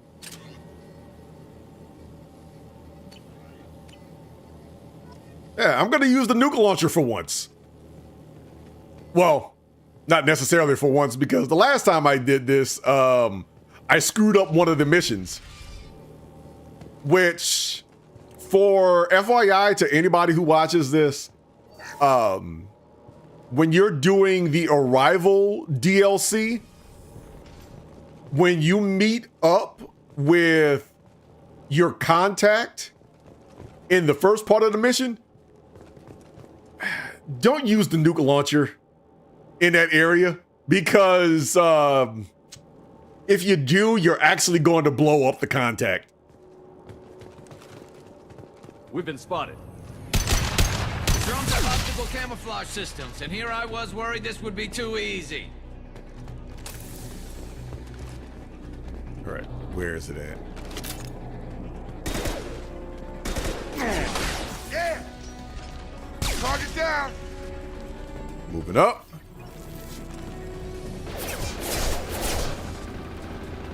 Throwing up a barrier! Yeah. Moving over. Yeah! Target down! Got him!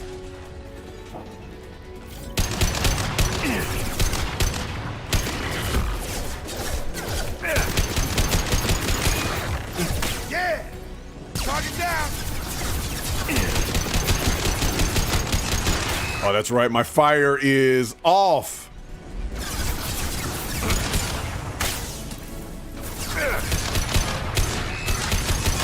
Take that and...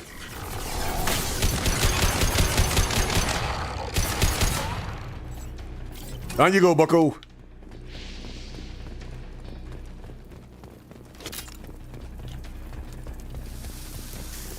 Staying out of the black hole sun would be a good idea right about now. Yeah! Drop! There we go. Jacob, get back over here. Did you not just hear me saying stay out of the black hole sun? How are you up? Big boy is over here.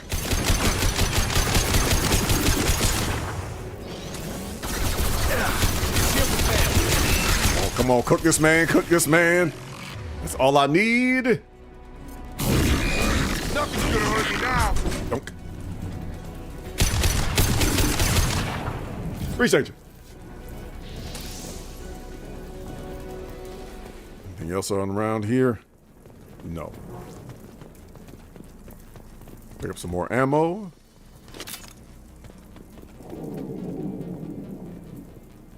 Gun it.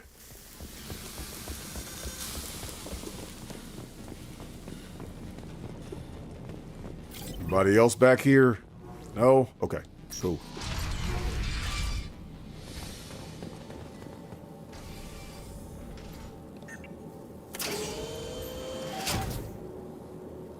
And this is why I brought the cane. Ah, hell. Get down! Ah! Close the door! Close the door! Definitely like old times.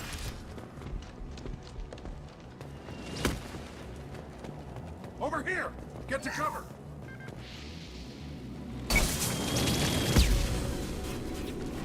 Squad Leader Cal Rieger, Migrant Fleet Marines. We talked on the radio before that dropship arrived. I still got no idea why you're here. This ain't the time to be picky. Hey, what's going on? Hallie's inside over there. Gabrielle? To my squad, Killy? And they're trying to get to her. Best I've been able to do is draw their attention. What is going on? Good morning, good evening, afternoon, night, or wherever you are as well, my friend. How many Geth are out there? The Geth are near platoon strength, but the Colossus is the worst part. It's got a repair protocol. Huddles up and fixes itself. I can't get a clear shot while it's down like that. I tried to move in closer, and one of the bastards punched a shot clean through my suit. How bad is your suit damaged? Combat SEALs clamped down to isolate contamination, and I'm swimming in antibiotics. Geth might get me, but I'm not gonna die from an infection in the middle of a battle. That's just insulting. What can you tell me about the battlefield? Right side's got a catwalk with a sniper perch. You can wreak some havoc from there. None of my men made it past the Geth. Middle's got cover, but the damn Colossus has a clear shot at you the whole time, and you've got Geth coming in from both sides. The left gives you some cover from the Colossus, but your ass is hanging out for the Geth. That's how I got shot. I love this guy. I do. I love this guy because he reminds me so much of some of the cats I used to work with when it came to exercises. Just Just that old Sarge. Guy Riggers is the man, one of my favorite side NPCs. Yeah, he just reminds me of like just an old gunnery Sarge that just tells it exactly like it is. Do your job and I do not care. Any ideas on how to deal with the Colossus? Standard protocol with armature class units is to sabotage the shields and whittle it down, you know? Kill it with bug bites. But the repair protocol blows that plan to hell. You try to wear it down, it just huddles up and fixes itself. So whatever we do has to scrap that bastard fast. Probably means getting up close, past that cover. So, Gabriel, what's your play style on this game? Like, what's your backstory? You know, what's your backstory? Favorite choice of weapon? Paragon, Renegade, mixture of both? Or like I like to say, a Renegade with good PR? Whatnot. I have beaten 2. I haven't beaten 3. I've barely played 3, so I call this my 1.5 playthrough. We need to get to Tali. Got any ideas? Just one. I'm not moving so well, but I can still pull a trigger, and I got a rocket launcher that the sun hasn't fried yet. You move in close. I'll keep the Colossus busy, maybe even drop its shields. With luck, you'll be able to finish it off. Good luck, Rieger. Let's go shoot some Geth. Keep us alive. Say hi to Tali for me.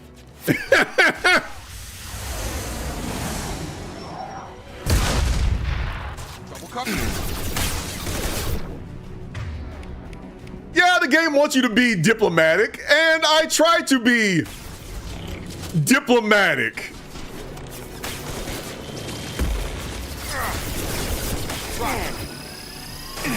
Fire!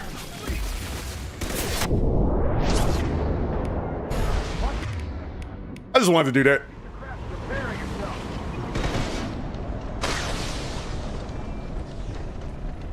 I love either in-your-face shotgun action or being a sniper. Gotta do everyone dies one of these days. Yeah.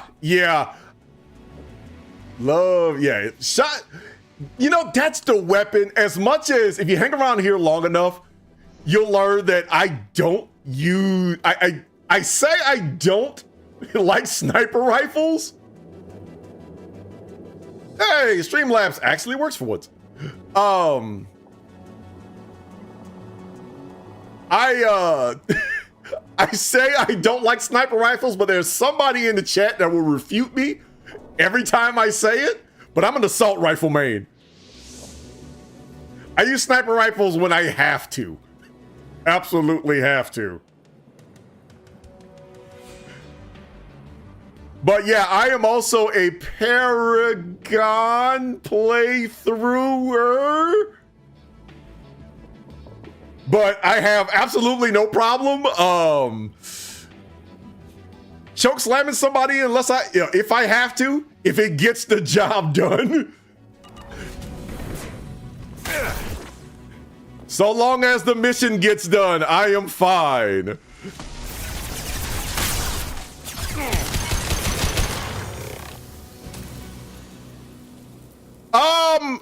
Just a second. I locked the door to keep more Geth from getting inside. Ooh, hold on, give me a second. I gotta get out of the kitchen while I'm getting cooked. Wait a minute. Is the Colossus gone? That was actually anticlimactic.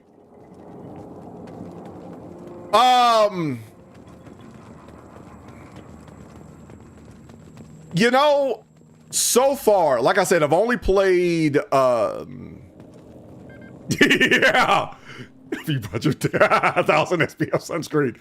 Yeah, I did. I just, you know, I underestimated how powerful that nuke launcher actually is, because I still remember using the black hole gun on this one the first time I played through this, which, FYI, a little bit of a background, Gabriel, I beat this 3 days after the original Mass Effect 2 came out. So, yeah, this is my first time playing this in what?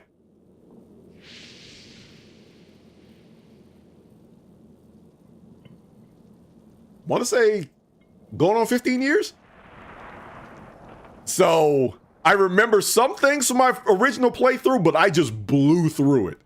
So yeah, 13 years. Yeah.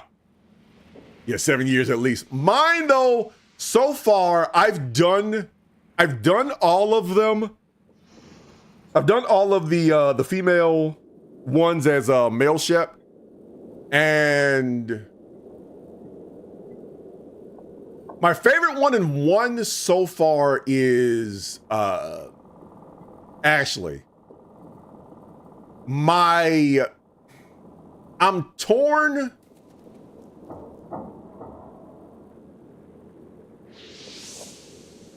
ME3 was March 2012.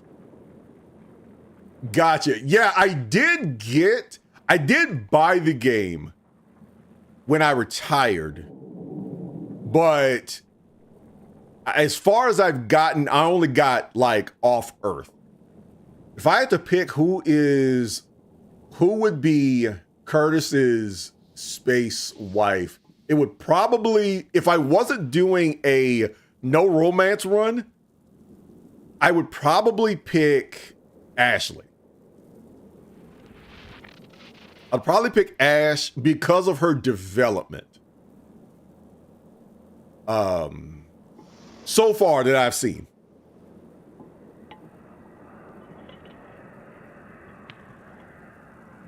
But as of right now, considering my knowledge, I go Ashley in one. I'm torn between Jack, and I know it's not technically a romance thing, but Samara.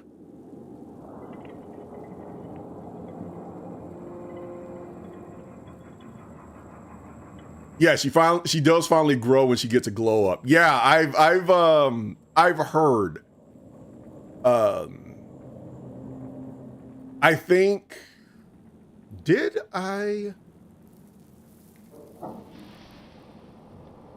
Yeah, I've seen screenshots of her glow up, like in between the years that I bought the game and didn't play it.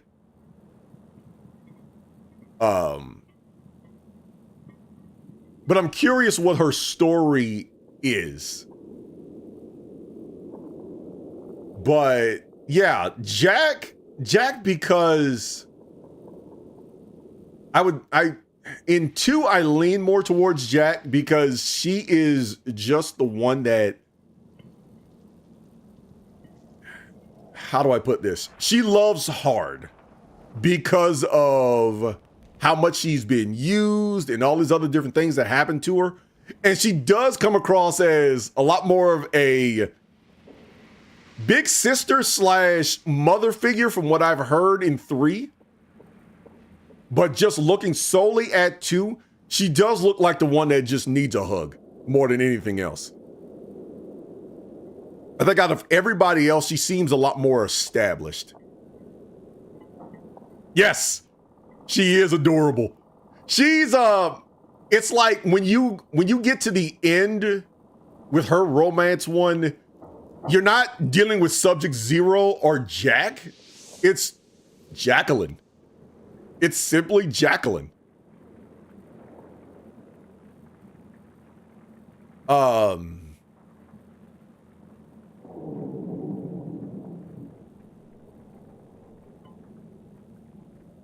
I don't know if I can really rank them. If you're just looking at their stories, I don't know if I can rank them honestly.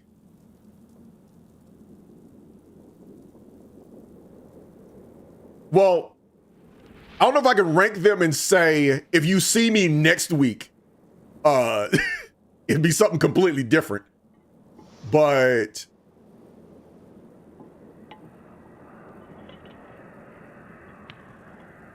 yes, they did. It's one of the reasons why I love this series as much as it does. Like, it does make you have a lot of morality and philosophical questions dealing with these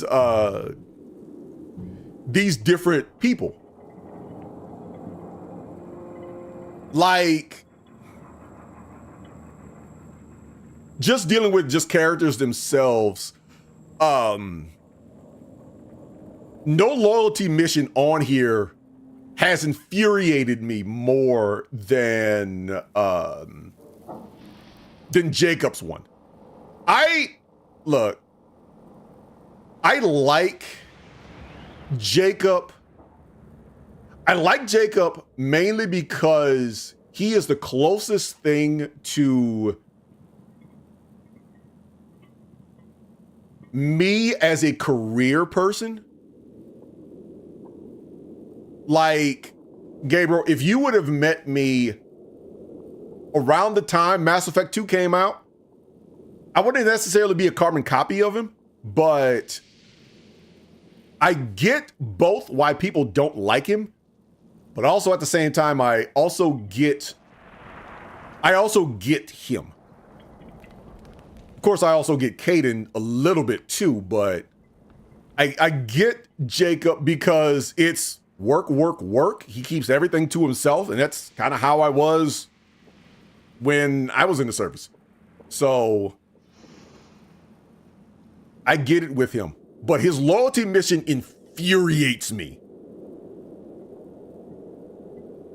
It absolutely infuriates me. And if you go back a few streams, I think it was the loyalty stream, when we did it, when I got done with that mission, I didn't even do my usual, y'all keep it easy type send off. I just said, look, I got to go.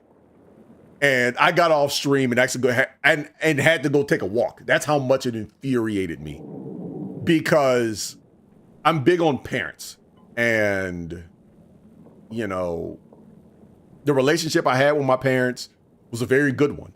And seeing Jacob's mission, of all the people on this game, if there's one person that if I would meet out in public and would probably punch them, it would be Jacob's dad. But if you wanted, the writers did one heck of a job of, everybody has a mission that is going to tug at your heartstrings. Wanting to punch Jacob's father in his throat, I would say they did a massive job with that one.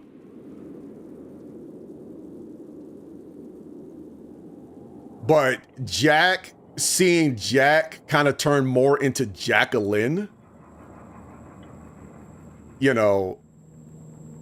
Jack to me can turn into, he was.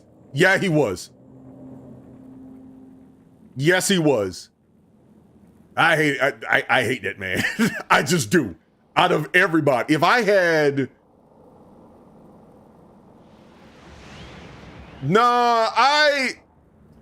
the reason why I gave him the bullet is solely because I wasn't looking at him. I couldn't care less what happened to him. It was more for Jacob. It was more for Jacob to close that door. Like, look, I gave you one bullet. You asked for help. I gave you help. There is your help. What you do with it is on you. And it's more for closing the door for him more than it is for his pops.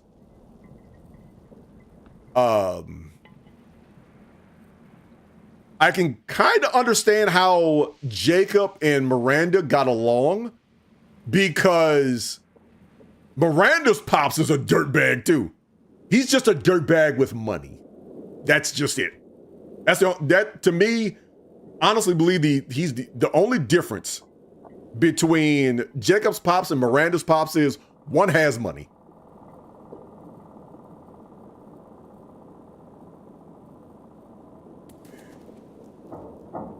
The only thing I will also say is this is maybe a hot take, but I edge Jacob's pops out from Miranda's pops solely because he told you he was a dirtbag.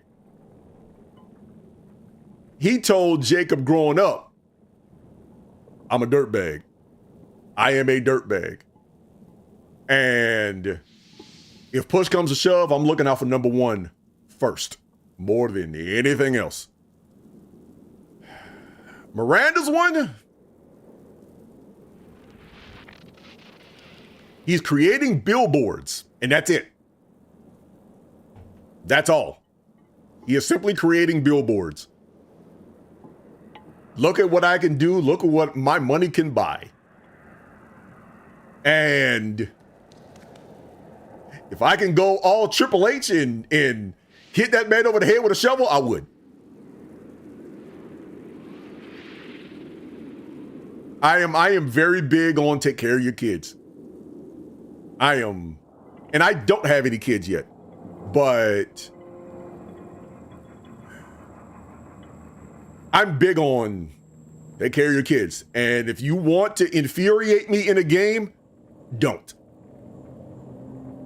Have a story where a character does not take care of his kids and doubles down on it later on in the game. That is how you absolutely infuriate me.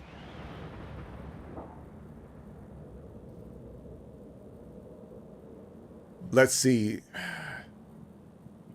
Tali, coming from a military family with already so much on them.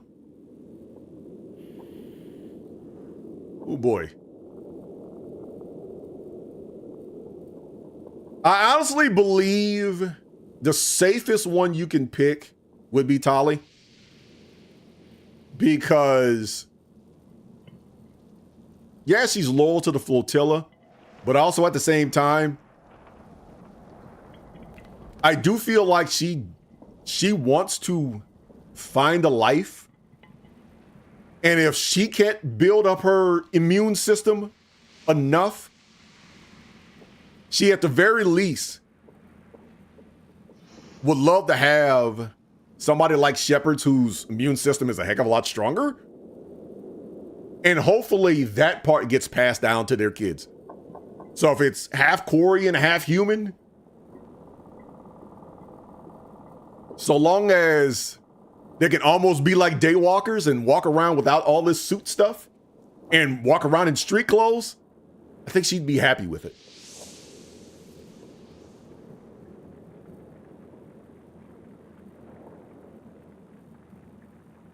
The one that I put at the end out of all of the romance options for Curtis actually would be Liara. And it's not because of Liara herself. The community kind of ruined Liara for me. Just let me finish this download.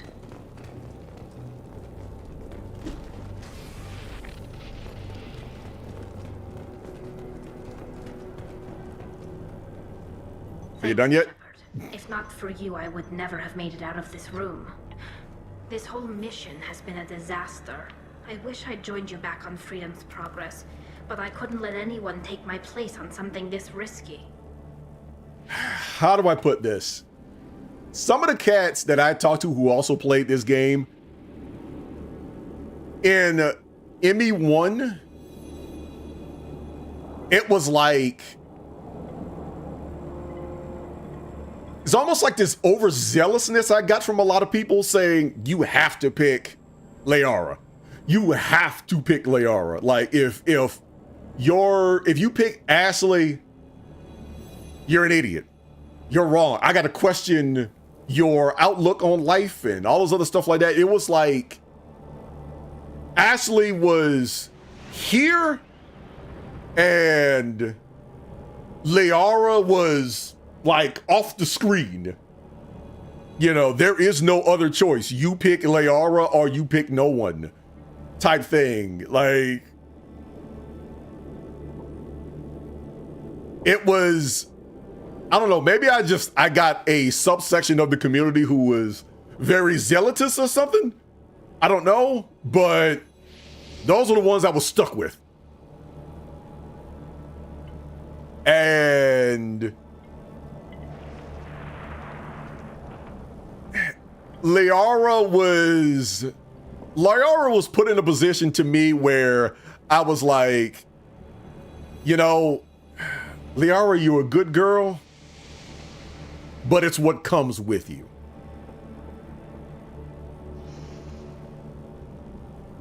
No, most people pick her at least in the first game.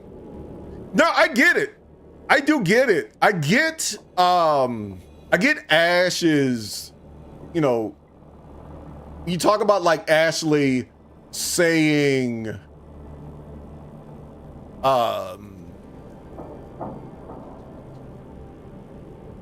know, how she felt about the aliens and all this other stuff like that. I can understand why people like different when it comes to video games. You know, people live out fantasies when it comes to video games. And having Liara is different.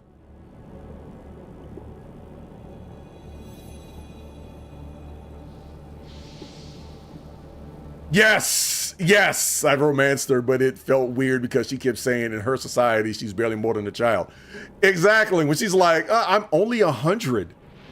And it's like, that's the reason why I call her Tiffany. When she was in Therum, her nickname is Tiffany because I don't know how much Lassie you've ever heard, but the running joke of Timmy fell down the well. Yeah, to me, she's Tiffany. Tiffany fell down the well.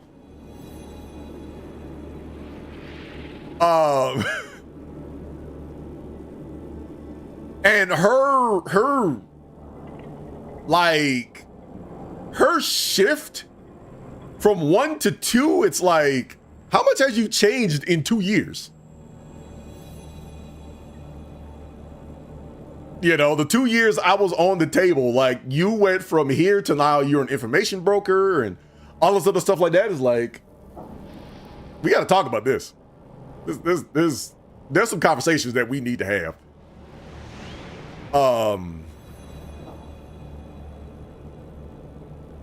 But I think what changed my mind more was not what changed my mind, but made me pick Ash in the first game was actually the story of Shan-Shi. And getting behind, okay, why do you feel like this? And understanding more along the lines of her grandfather, who led the only human settlement that surrendered to the Turians.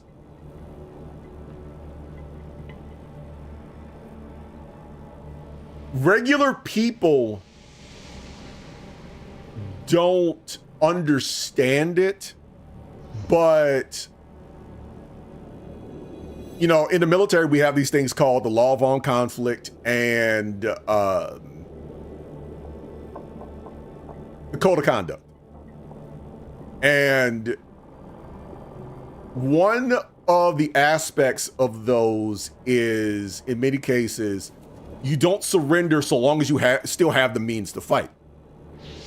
Shan-Shi no longer had the means to fight. You had basically, if memory served me correctly from the story, from the books and such, during the First Contact War, the only thing they had was civilians that could possibly throw rocks at people. Because Shan-Shi was getting the orbital bombardment treatment. What was he supposed to do? But because, from what I gather, the people wanted a scapegoat Admiral Williams just happens to be that scapegoat, and everybody else got crap assignments after. All of his offspring got crap assignments after that. And the only way that turned was because of Eden Prime and Shepard and Mass Effect 1.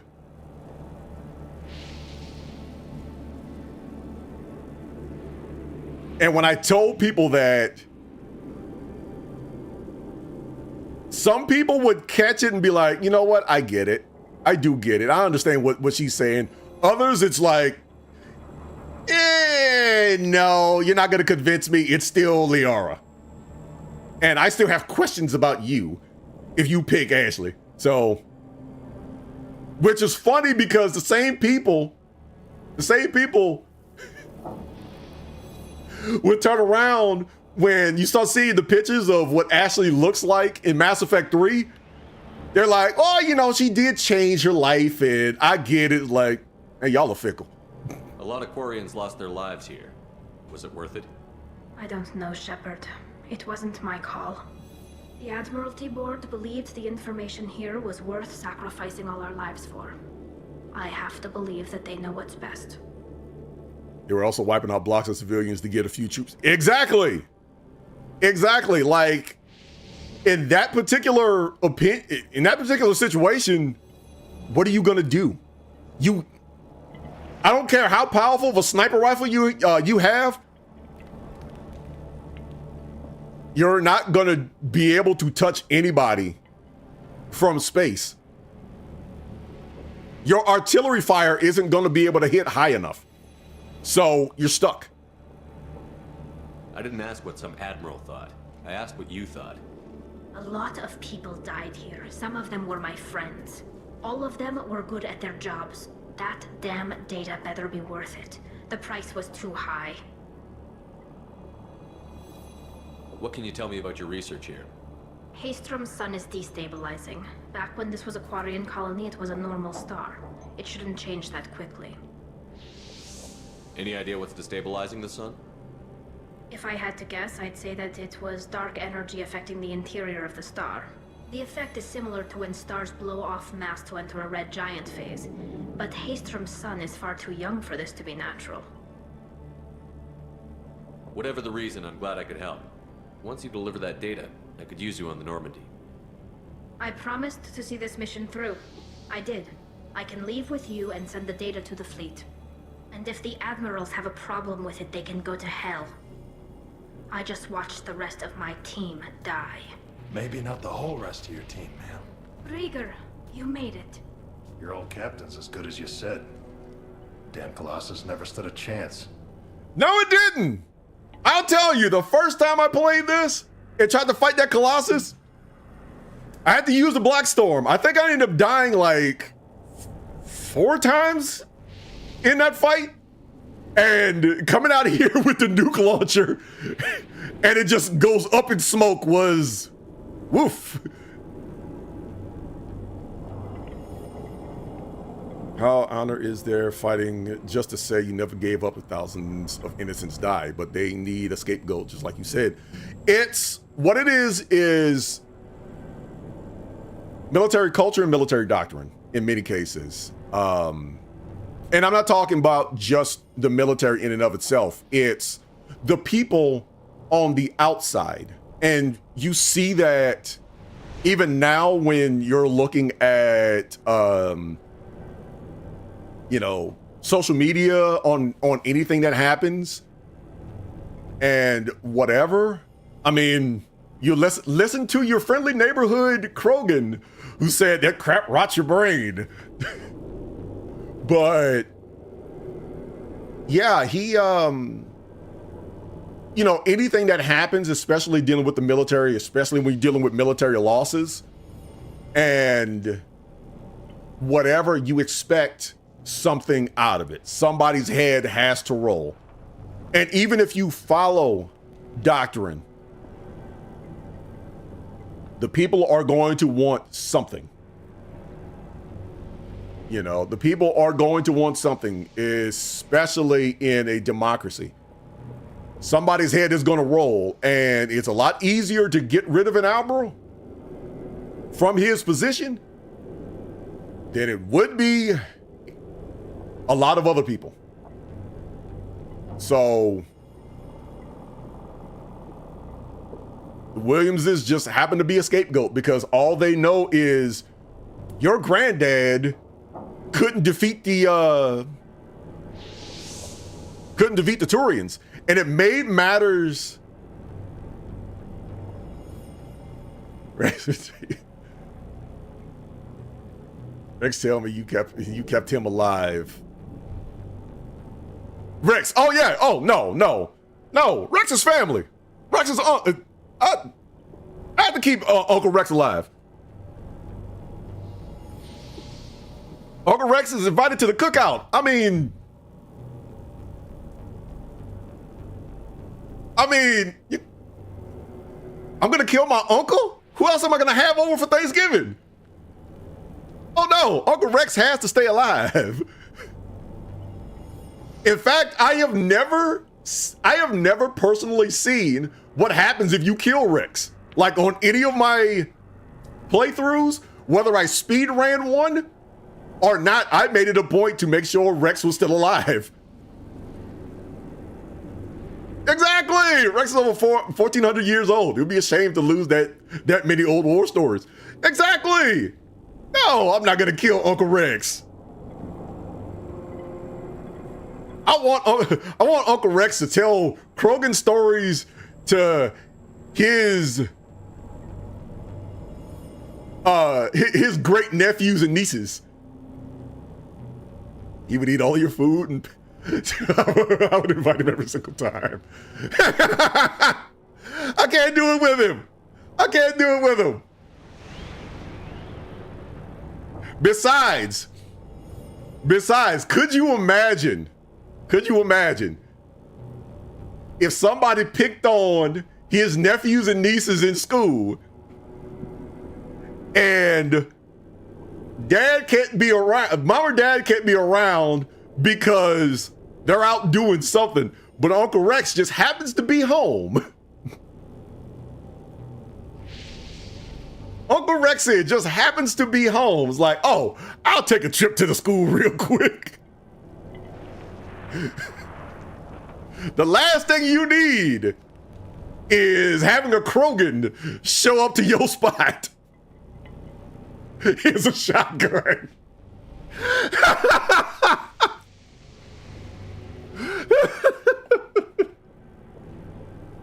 Woo!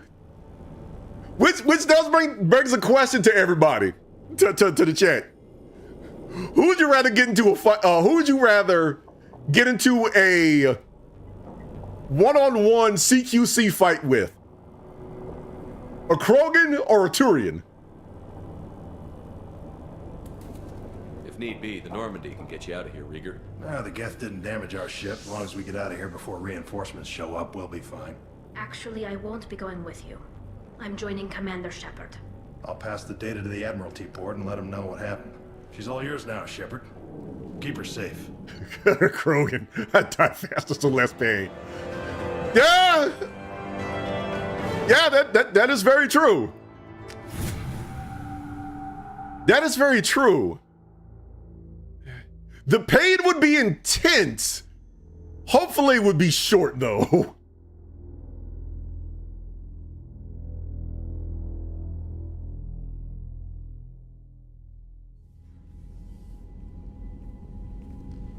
Cerberus saw footage of you in action, Tali'Zorah.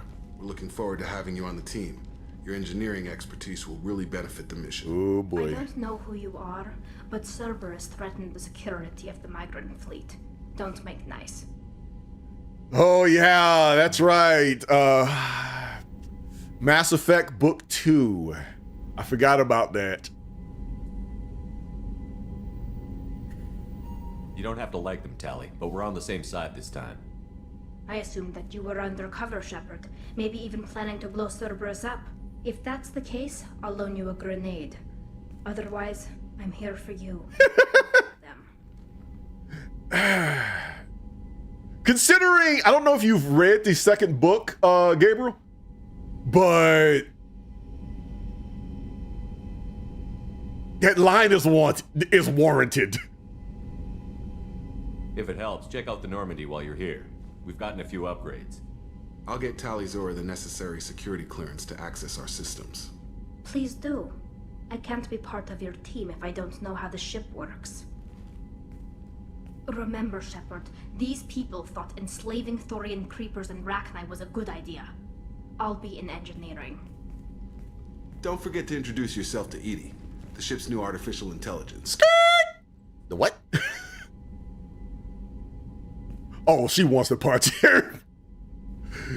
Everything with the Geth, and you mentioned EDI. Well, it kind of had to happen. She was going to figure it out anyway. But this is also the thing I give with Jacob. Jacob is... If this was Miranda, Miranda would be losing her mind. Jacob's like, oh, you want access? Yep, there you go.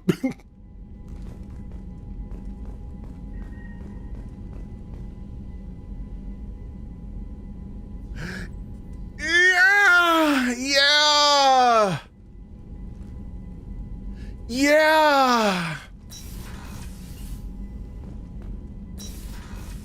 And a bit of a correction, yeah, it might have been Cerberus, but it was also Exogeny with the Thorian Creeper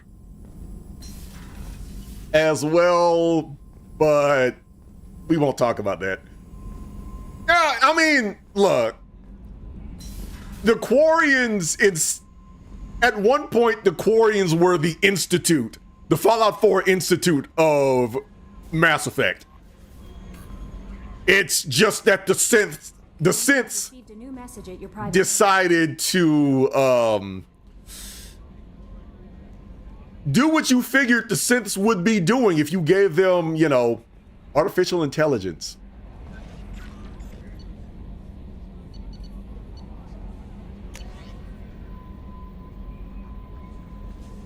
All right, and this is the notice that Shepard now has Talizora Vasnima on the crew.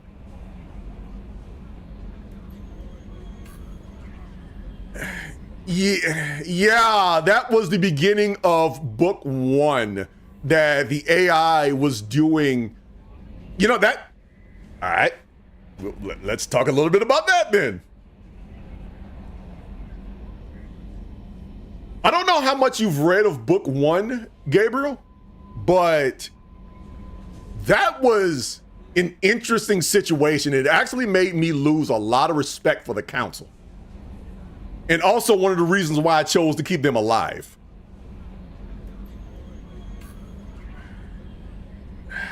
Council are so much pushovers. They're pushovers. They are absolutely pushovers. Because after that whole thing with Saren and Anderson and what was her name? The other young lady, I forget, I cannot remember her name off the top of my head. Yeah, hundreds of hours in game and have watched the lore videos. Yeah. Look, Kylie Sanders, yeah. There was a part in the book where one of the representatives, when you're at the top, the only thing you need to worry about is staying at the top. Morals and standards and consistency don't help. Yeah, look, my when I, how do I put this? When I read the part where the one who's in Udina's position right now, when it came to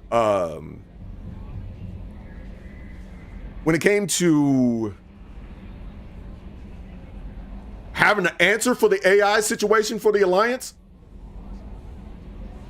she walked up and she was sitting there thinking on, like, what am I supposed to tell them? How am I supposed to get all of this stuff out of here and save the Alliance and whatever?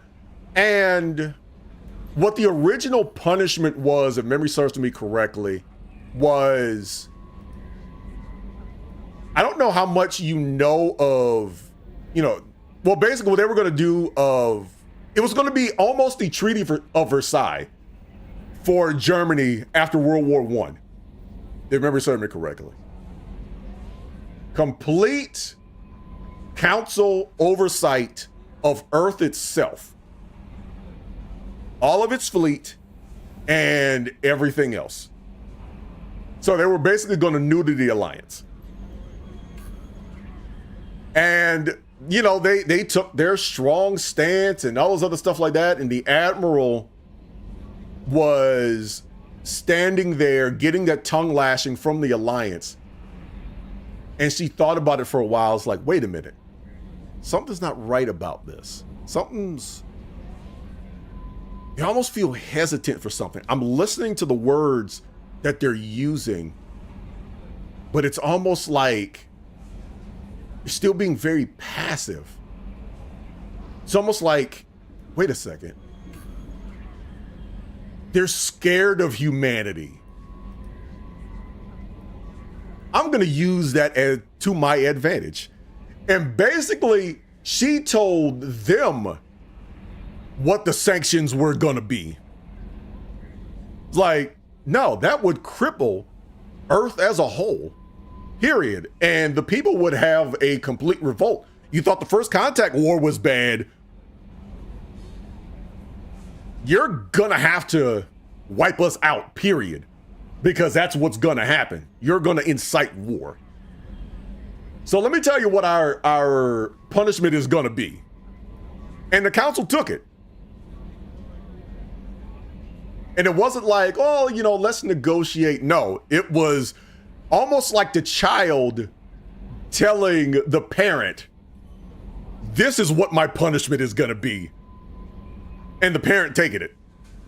Like, oh, okay, I'll take it. Okay.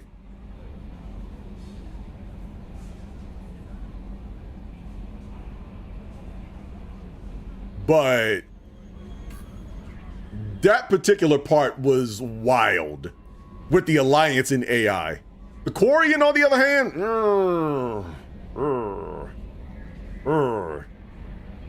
Mass Effects Institute.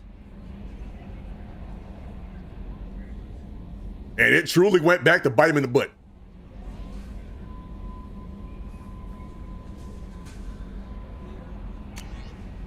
And that is a receipt from one of my favorite NPCs in this game, Admiral Hackett.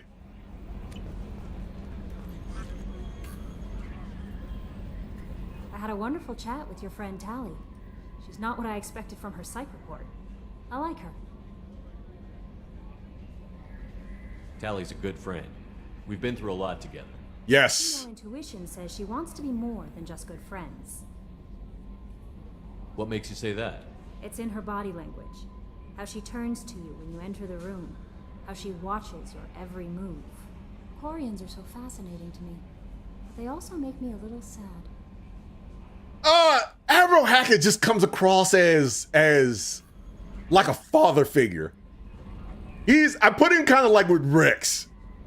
Like, I would say Admiral Hackett is the father figure and he's the brother of Rex. That's kind of where I put him. Either that or Hackett is more of the granddad, because the way he delivers his lines, it does sound like he's on a lawn chair. Well, not lawn chair, but on a recliner. And just has a laptop next to him. Shepard, this is Hackett. This is Hackett. I need you to do me a favor. I do agree with Anderson being the father figure.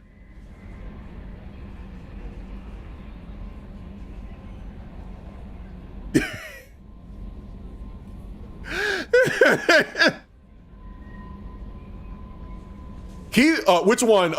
For Hackett? You know what? Let's look that up right now. I've been wanting to figure that out now. Been figured it out for a long time. I just haven't.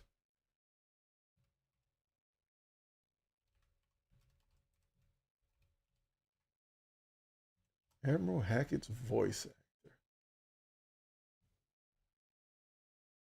Lance Henriksen.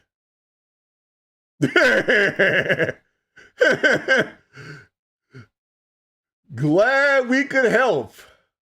Let's see, what is he done?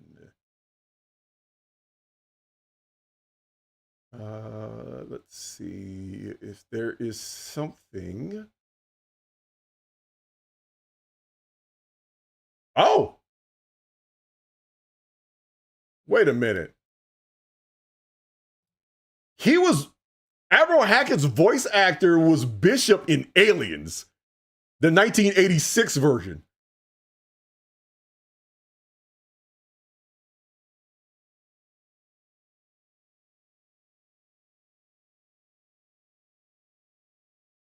Let's see.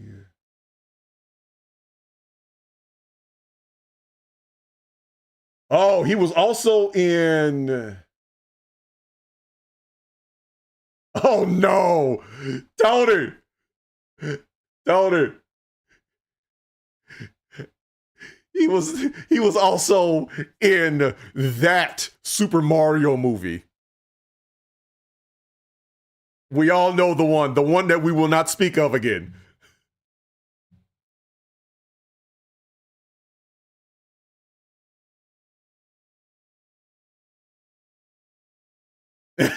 Could not place it. Yes. He was in Man's Best Friend. That movie. What else?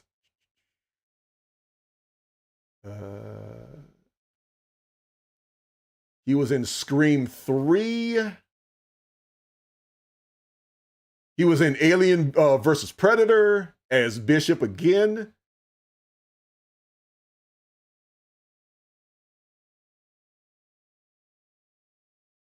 Let's see. That movie is not. Look, I will say this. It's not, oops, sorry about that. It's not the worst Mario movie. Like, I give it a lot of grief.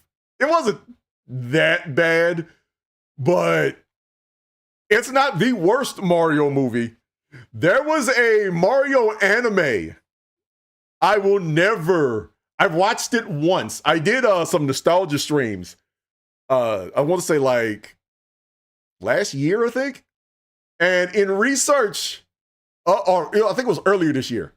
In research of it, I happened to find a Mario anime from back in the 80s. That was, it was something. To be honest, I've never seen that Super Mario movie. You know, you should watch it.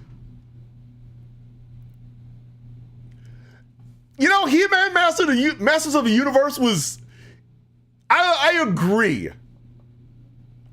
I agree. It was a good movie to, I won't exactly say hate watch. It was so bad it's good. Eat a brown.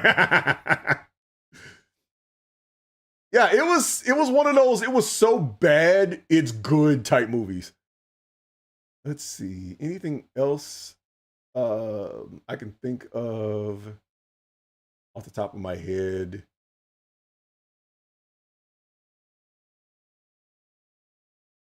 He was on the A-Team for one episode.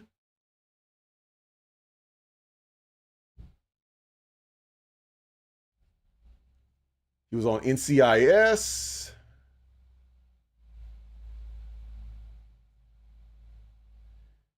He was in Red Faction.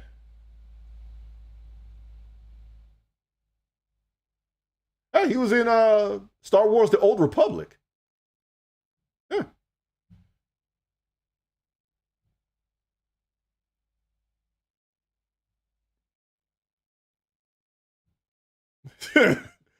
So funny. His actor got typecast as a walking wall that had not brain, as he's actually a genius. Yes, the guy who plays him. Yes, exactly. Exactly. No, I like Stephen Hackett. Yeah, I like Admiral Hackett. Admiral Hackett is he's just fun. All right, get back to it. Why do they make you sad? Their environment suits are so beautiful, but with their immune systems, they're trapped inside. I wonder what they look like under those helmets, or what their skin feels like under those suits. She's a bleeding heart. Is there anything I should know? Nothing right now. Anything else, Commander? That'll be all. I'll be here if you need anything. Kelly is the little sister that I look at that is just an absolute bleeding heart and just cares about everybody. Her favorite thing in life is just to give everybody a hug. I think that's the only reason why she picked being a therapist.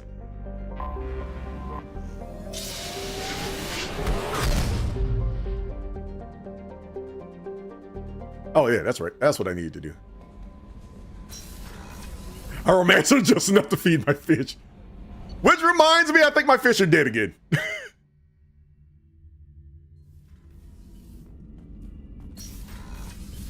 Yep, my fish are dead again.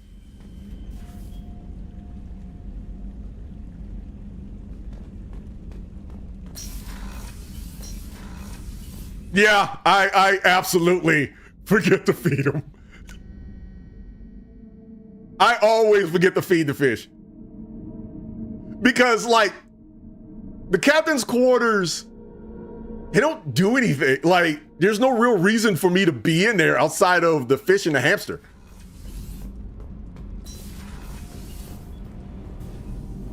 Shepard, what can I do for you? Have you got time to talk? We didn't really have time to chat while taking out Geth on Haestrom, did we? I can't believe so many people died. I appreciate it, Gabriel. Appreciate it. All for data about stars blowing up. I hope the Admiralty Board gets some use out of it. Have you heard any word about Cal Rieger? Did he survive his injuries? He sent me a message. Have yourself a great dinner. Full recovery. Anytime you get a suit puncture, it's a matter of luck. Rieger got out with a relatively minor infection. Tell me about the fleet's Admiralty Board. It's one of two major political powers among my people.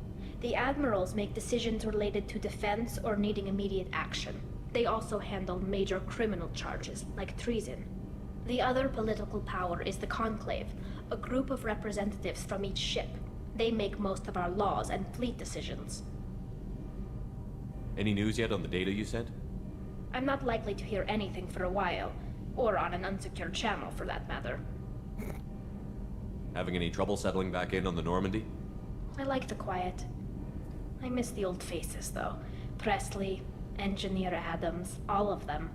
It doesn't seem right having Cerberus in charge of this ship. Are you sure working for them is the right thing to do? Hey, appreciate the subscribing there, Gabriel.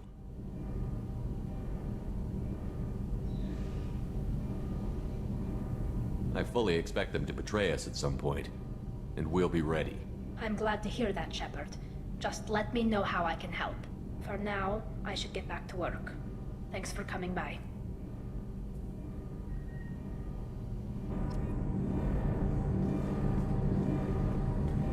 Yo, this is the one. Rupert is actually cooking some good meals lately. Yeah, right. That scunner couldn't serve a good haggis if his life depended on it. But all haggis tastes like ass anyway. In the right hands, it can taste like mighty fine ass. I hate Donnelly. I hate him. I hate him. I hate this man. It makes me feel even better every time I take his money. What can we do for you, Commander? Carry on.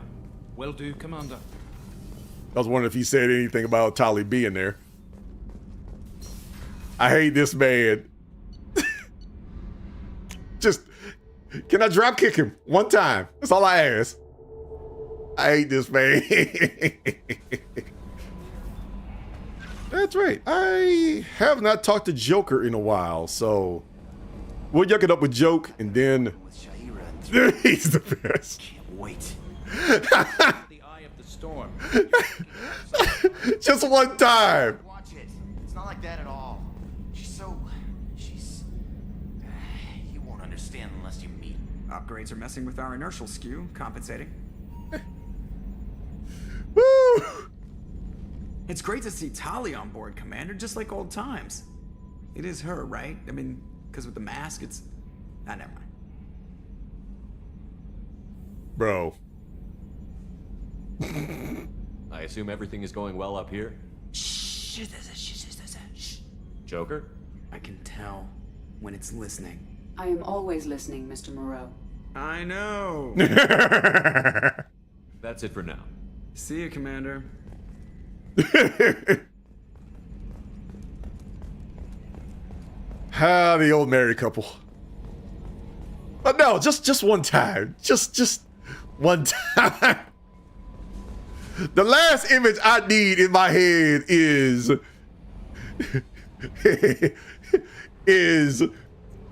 somebody saying butt cheeks taste good.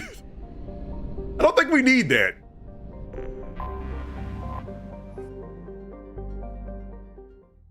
That is why that man needs to be drop kicked.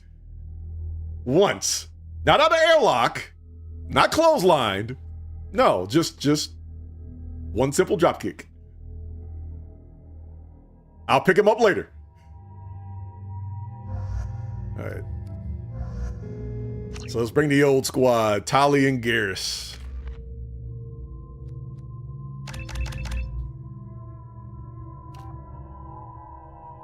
Let's see. Increasing health.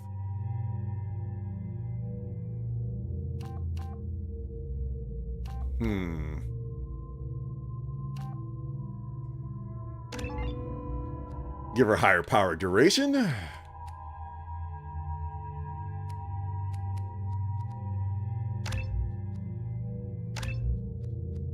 right, there is that. Oh yeah, that's right. She's not loyal to me.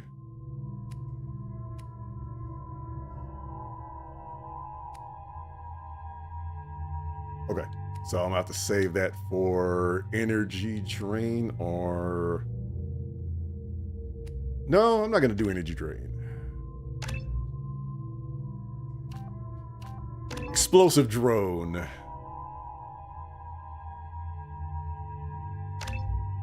And AI hacking.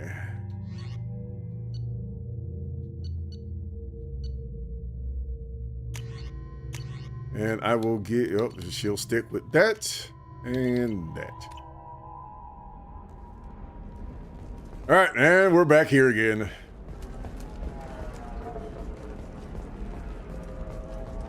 But no, I like Donnelly. We received an unexpected visitor in the form of a rare Justicar calling herself Samara. Samara denied our request for an interview. No, you don't understand. I lost it somewhere near the transport terminal. Very few Quarians ever set foot here. Ilium doesn't allow the flotilla to approach beyond a certain distance. This is the greatest planet in the galaxy for those who can afford it, and they work hard to keep the Quarian fleet away. There's a part of me that wish I would have waited. In a massive financial scandal with authorities investigating a number of trading irregularities. Have you faced an Asari commando unit before? Few humans have. I have. I'll make it simple. Either you pay me, or I flay you alive. With my mind. Shepard! Nixeris, hold my calls. Shepard. Aww.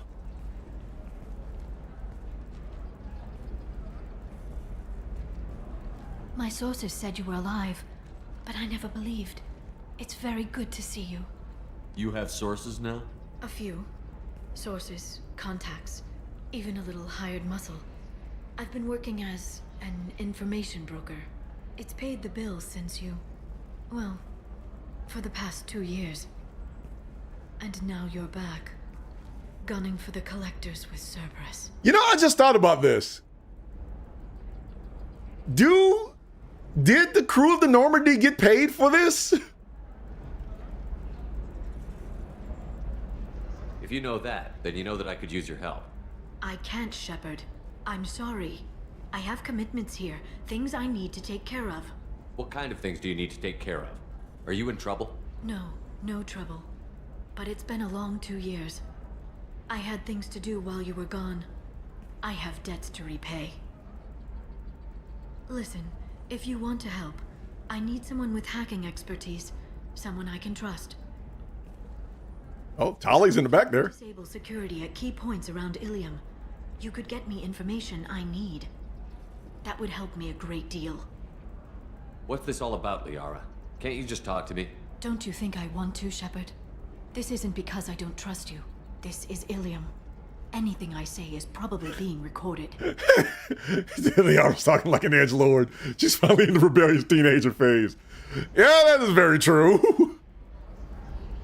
Hacking a terminal sounds pretty easy. Why do you need me? I don't know anyone else I can trust. Hacking the security node won't get you the data. It just creates a minor glitch in the system. You'll have a short time to find a local server left vulnerable by that glitch, and upload the data to my system. I'm leaving my own system vulnerable so that the data can be imported during that short time. If it'll help you, I'll take care of it. When you hack one, a server will open somewhere nearby for a short time. You can download data from there, if you hurry. Thank you, Shepard. This may help me pay a great debt. There's an Asari named Samara here on Ilium. I need information. Where I could find her? Samara. Yes. She arrived recently and registered with Tracking Officer Dara. You can find Dara at the transportation hub. Why would Samara have to register with a tracking officer? Is she a criminal? I mean, not like we have enough of those. In fact, she's quite the opposite. Samara is a Justicar, one of an ancient sect of Asari warriors. Dara can tell you more. I'm looking for Thane Krios. He's supposed to be here on Ilium. The assassin? Yes. He arrived here a few days ago. My sources tell me he may be targeting a corporate executive, Nisana Dantius. He contacted a woman named Serena. Serena has an office in the cargo transfer levels. Perhaps she can tell you where Krios is. That was all just off the top of your head? I'm a very good information broker. The world of intrigue isn't that different from a dig site. Except that the dead bodies still smell. Oof. Thanks for the help. That's all I needed to know. Of course. If there's anything else I can help you with, let me know. How's your own work going? Everyone needs information, Shepard. You want to know why I don't drop everything to join you? I need to get that data. It should be about friendship or trust. But that's not the way it works on Ilium. Let me know when you hack those terminals. Give me that, and I can talk to you. If it'll help you, I'll take care of it. When you hack one, thank you, Shepard. This may help me pay a great debt. All right, out we go. See you later, Liara. Out we go. I can't believe how lovely your scalp looks. Mine is so gangly and asymmetrical. You want to know a secret? I had it done. All right, so where? Nope, not squad. Okay, everybody has their stuff. So.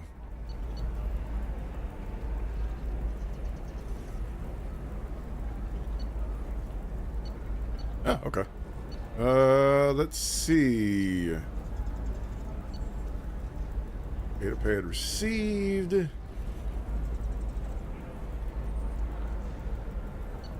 So I gotta go talk to Arya. Where is Lair of the Shadow Broker?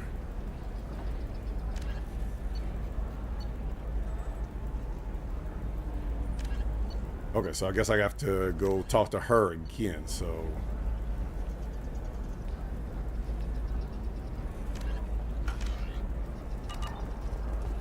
All right. Let's do it. Excellent. So the total comes to 116,400. All right, where are we going now? We need to You should try it my way.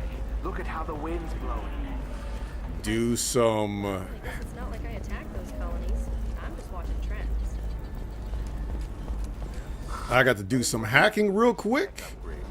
So where is this thing at? Let's find out. We release our annual list of Ilium's 10 richest people. Are the heavens still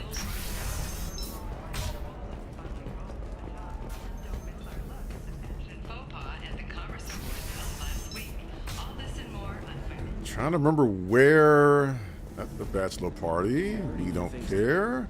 Maybe after work we could catch a bit or something. Oh, that's sweet. But I'm okay. A little dry spell isn't gonna kill me. Let's We could watch Freedom see. It got awards for its portrayal of the Tyrion and Victorian relationship.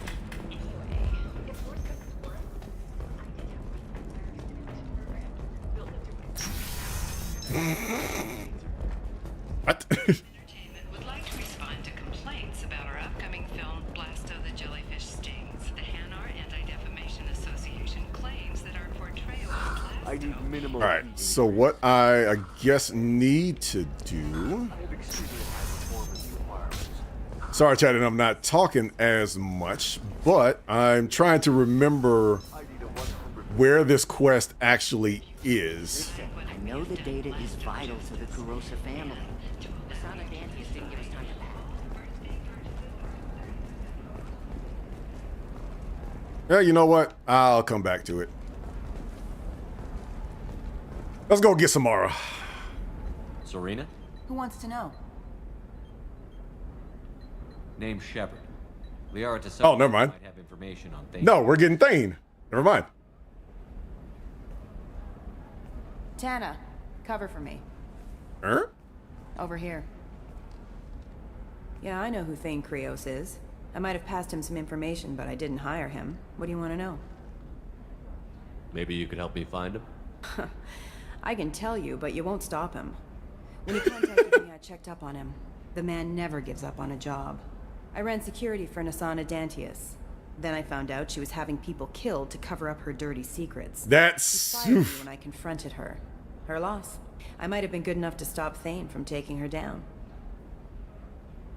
If you work there, you must have an idea what his opposition will be. Eclipse mercs. High tech. Undisciplined. Very well equipped. They don't much care who they kill, as long as they're paid for it. Thane has quite a reception waiting for him. I told him all I knew. He didn't seem worried. I'm sorry. Her face, her facial expressions almost seemed a bit psychotic. Why does that name sound familiar? She was a representative on the Citadel a few years ago. Right. She had me kill her sister, the slaver.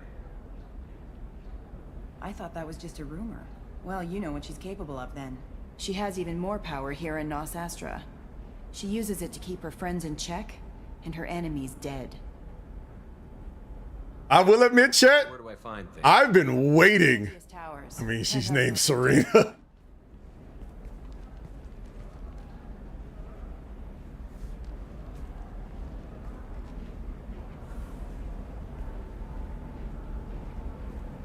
There's a second tower, still under construction. If Thane is smart, he'll go in from there. It doesn't sound like Nasana's just gonna let me in. Nope. She's as smart as she is paranoid. No one's getting in or out of there without a fight. I can get you in, but you'll only get one shot. You'd better be ready. You're just offering your help? No strings attached? You're going to look for Thane. Nasana's mercenaries will try to stop you. At the least, you'll distract her guards. Take a little fire, give Thane a clear shot. I didn't hire him to kill Nasana, but I won't shed any tears when she gets what's coming to her. This is beef. This is just absolute beef. You know anything else about Thane? Not much. He did say that he's not doing the hit for money. Nobody hired him. I wanted to know who I was helping, and he said he's doing this job on his own. That he had to restore the balance of his life. I don't know. Maybe he's crazy. If he takes down Nasana, I don't care why he does it. Let's go then. Good. I'm tired of this crap. We'll go tonight as soon as the shift workers clear out of Tower 2. Okay, who am I taking? Because there's one particular part of this mission I remember more than any part of this game.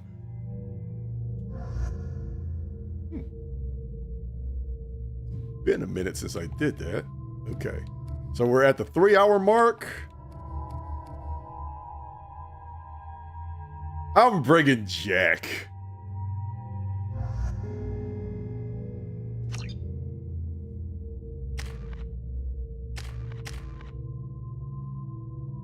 Yes, Jacqueline.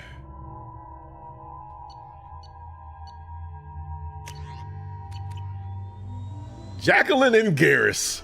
Let's go. So, Tom, what you got planned for the weekend, bro? The towers are heavily guarded, and you'll find more resistance closer to the penthouse. So, this assassin, you planning to stop him? I'm just here to make sure he survives.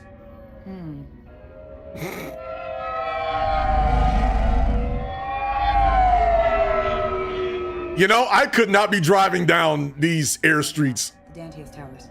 You'll have to get up to the second tower and cross the bridge to the penthouse. Her mercs will fight you every step, but it's your best chance. Why don't we just save time and take the shuttle up?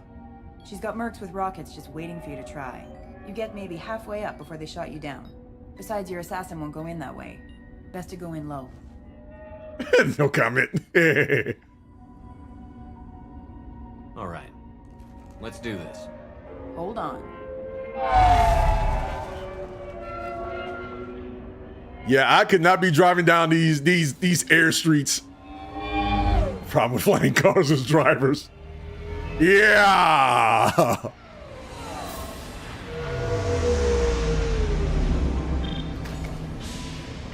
Don't linger too long. They'll be here to greet you soon enough.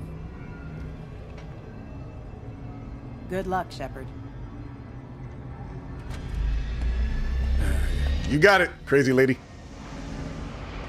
Yeah.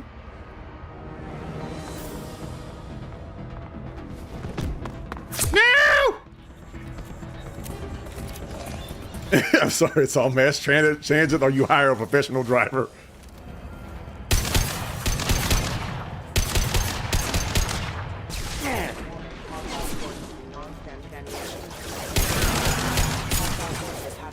There!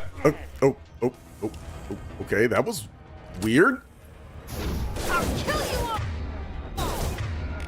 That was...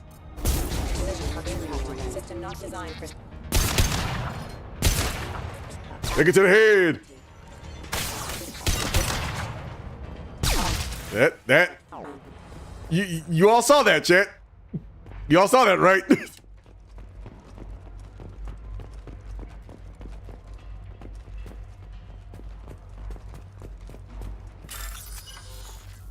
They'll probably own.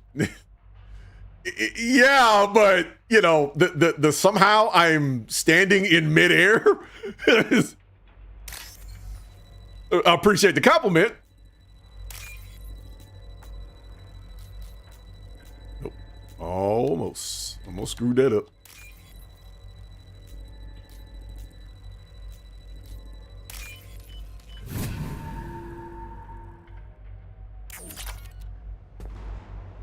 The game just works. Yes. We do not question the game. The game is never wrong. He's still alive. I can't feel my legs. My chest is killing me. Who did this to you, and why? We're just night workers. Nasana sent them after us. She sent the mechs to round us up, but we didn't hear. They just started shooting. I guess she's trying to cut costs. They just attacked you? Yes. They were too slow. It was horrible. Everyone screaming. The mercs said there was no time. Nasana wanted us out of the way immediately. Then the dogs. He's not going to make it if we don't help him. Here. That should ease the pain and keep you alive until help arrives. He doesn't know where the assassin is. Take your time. Yeah, chill, bro. I think I'm better. Find the other workers. Help them. I need to get up to the penthouse. Any suggestions? Take the service elevator to the upper floors. The bridge between the towers isn't finished, but if you're careful, watch out for the mercs. They're everywhere. Any idea how many mercs Nasana's got? A lot. Dozens of them are wandering around here all day. You'll find more the further up you go. Why would Nasana kill her own workers? To her, we're expendable. But I didn't realize she was that ruthless. She cold-blooded. Co-workers slaughtered. They were jumping off ledges to escape the dogs.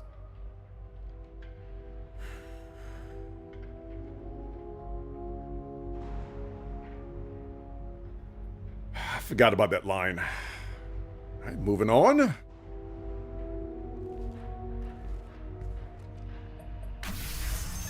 I'll do what I can. Thank you. Find a safe place to hide, brother.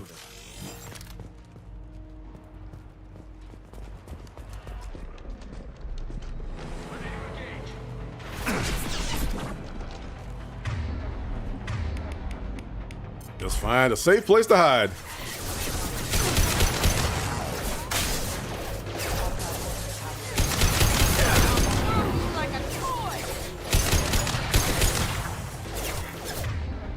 All right, Jackie. Oh, nope. That's already done. So...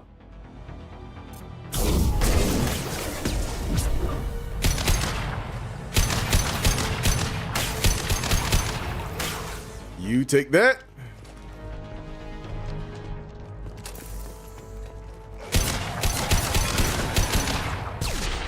Out of the way.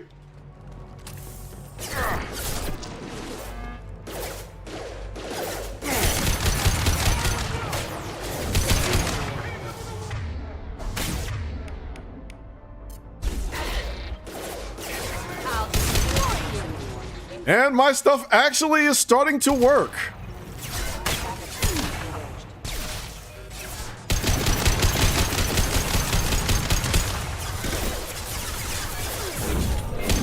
Somebody get rid of this mutt.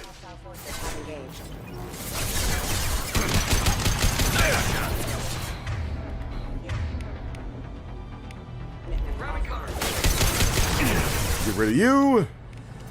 Push back the fire.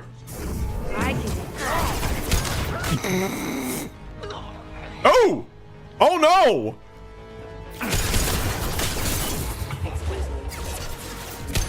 Oh no!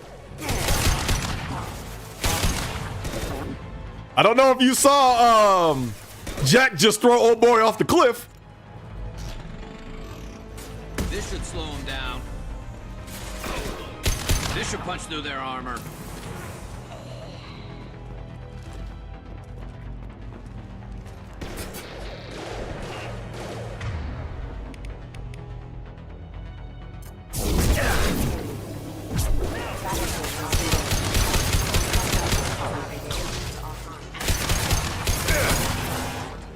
Cook the robo dog.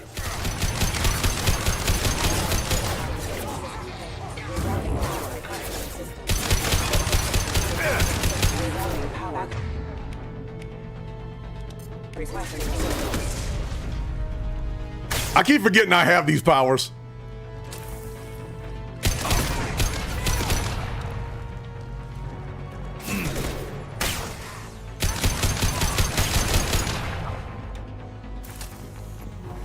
Hot to fire.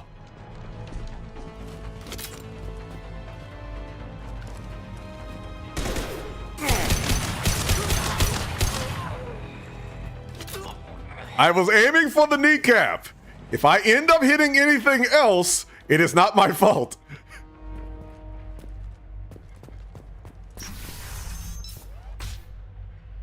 Unlike what happened with the Krogan.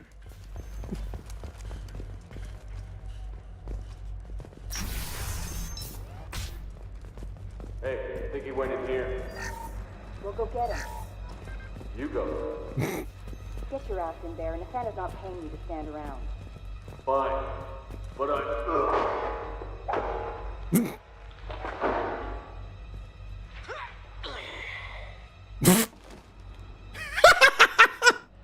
Okay. I guess that's how we do business around here. When Boss Vanguard says go, you just go.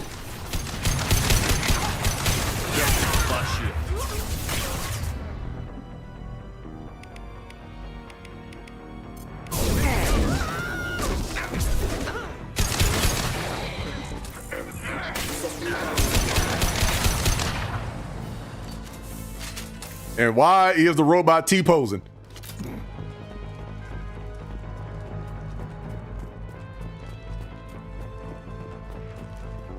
Nope.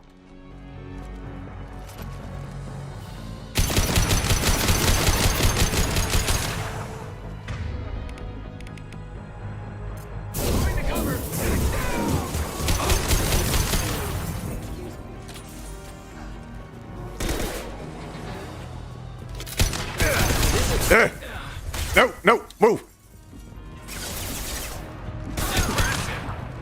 Scratch one.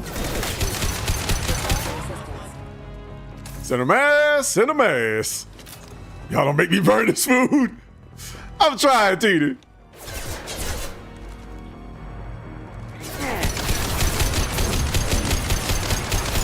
But you know, I'm just here. Oh, it's all, yeah, that's right. It is about that time. I missed that. I'll take care of that in a bit. Let me get through these idiots. Scopes and drop.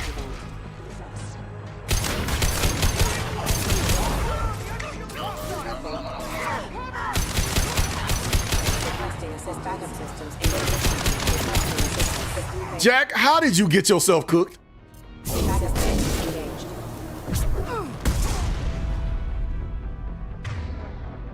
All right. I have no kitchen today and probably tomorrow, and probably longer if the thing I'm doing does not. What are you doing?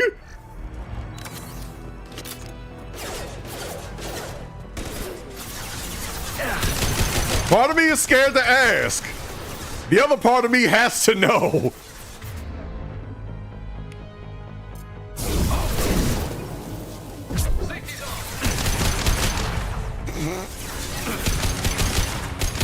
The DPS that thinks she's a tank?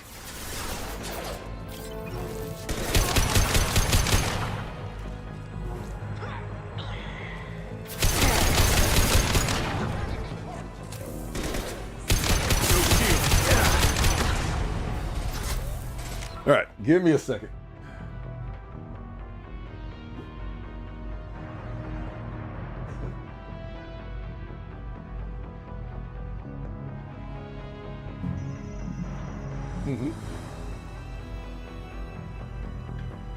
Hold on.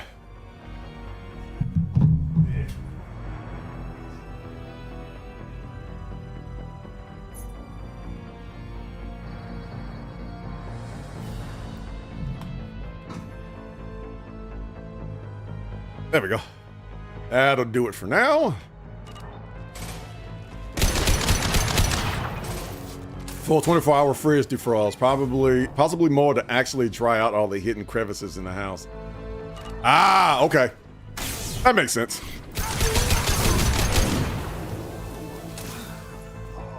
When you said the thing that I'm trying doesn't work, I was like, what madman nonsense are you about to get into?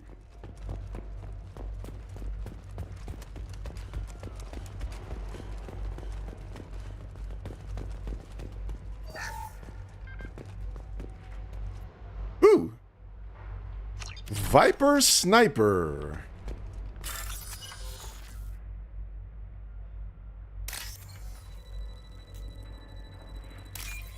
Let's see.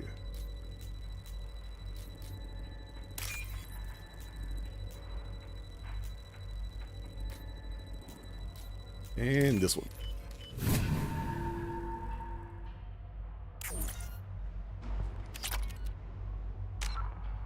All right. The compressor may be shot. I'm hoping it's just ice buildup. Okay. Give me a second, gang. I will be right back.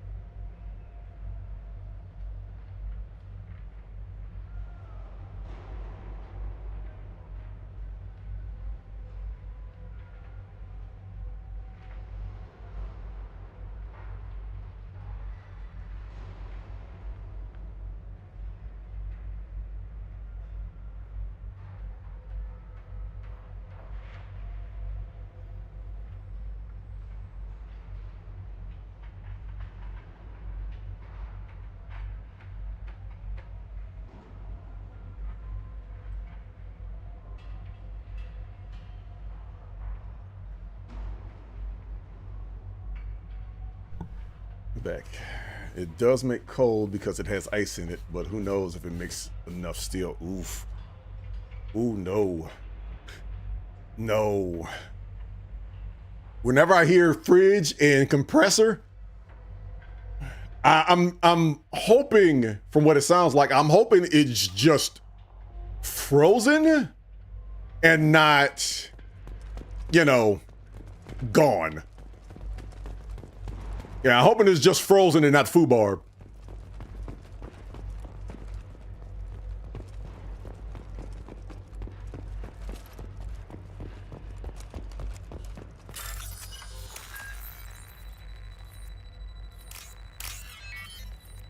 Round first.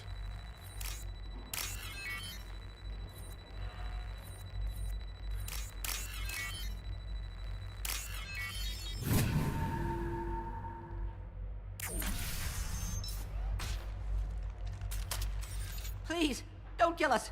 We'll go. We'll go. Hey, look. They're not Eclipse. You're here to help us, right? It's okay to come out.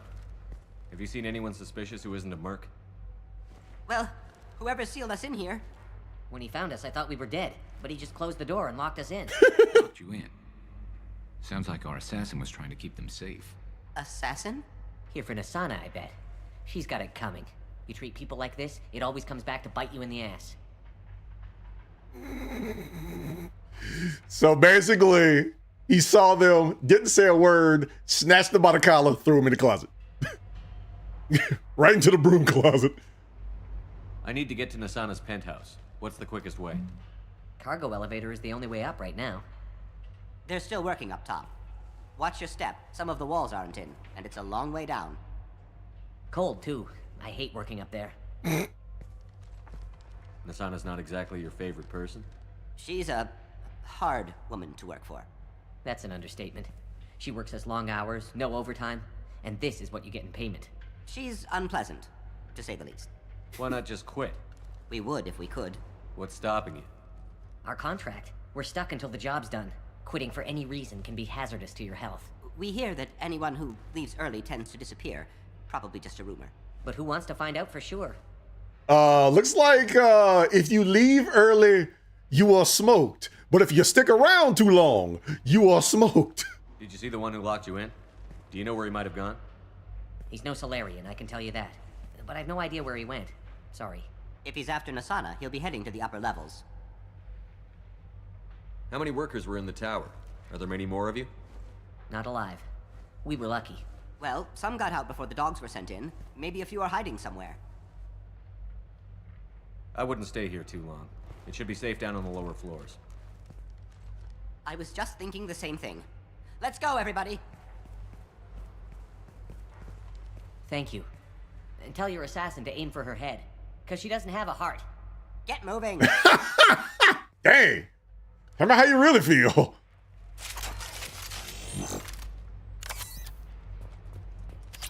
Tell me how you really feel.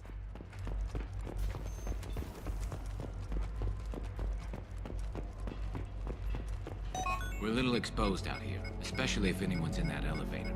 I was just thinking the same thing myself, Garrus. Well, there's no lack of cover. Mezzanine, have a pleasant stay. I'll find cover. They're up ahead. The drone! Shield to fail. We got a Krogan. Now.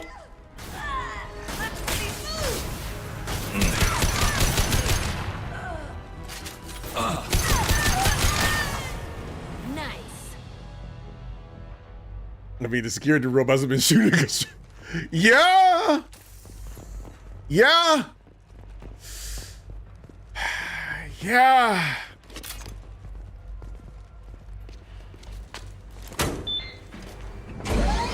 All right, Kurt, you didn't necessarily have to hit the button that hard. It's a touch screen. I haven't heard from teams 4 or 5. Don't worry, my team's always ready to go. I don't know where he is. Not yet. Don't worry about it. Forget about it. We don't need any reinforcements. I'll take care of it. It's under control. I'll go down there myself. Turn around. Very slowly. Damn it. Tell me where the assassin is, and I might let you live. If I knew that, I wouldn't be wasting my time talking to you. You're not one of Nasana's mercs. Who are you? You've got 2 ways down. Express or coach. Your choice. Look, pal. Even if I knew where he was, I wouldn't tell you. Not the answer I was looking for. Wrong answer, petty officer. I've got nothing more to say to you. If you shoot... It's a long way down. How about goodbye? Harsh.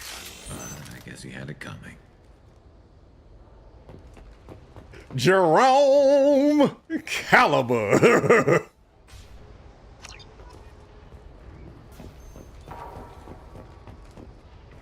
Jerome just doing what Jerome does. For the good of the people. We've got reports of him on multiple levels. We think he's traveling through the ducts. Don't and drop! I'll kill you all!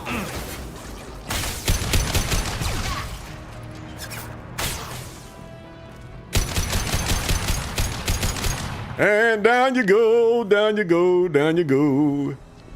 Bang, bang, bang, bang. Taking heavy fire!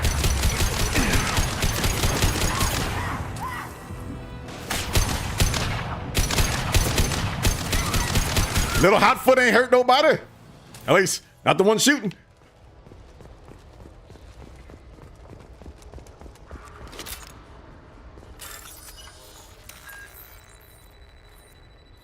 All right, so we got the ground.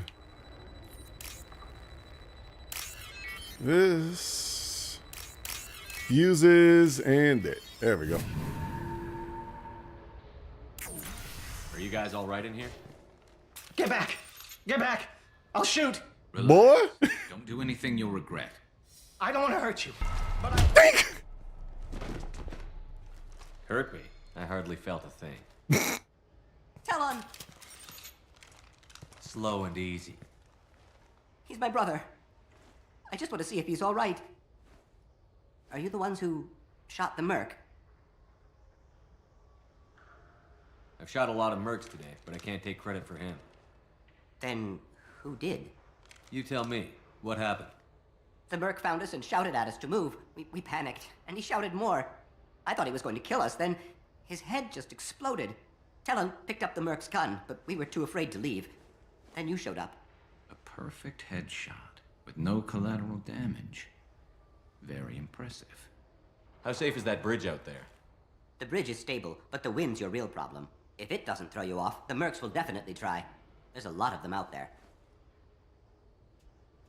I'm looking for someone. Probably the guy who killed this merc. Talon thought he saw someone following us, but he's been a bit on edge. I haven't seen anyone but the mercs. Is the bridge the only way to the penthouse and the other tower? From here, yeah. It won't be easy. Mercs are patrolling the other side. I got a plan for that. The Sana's hiding from must be pretty scary.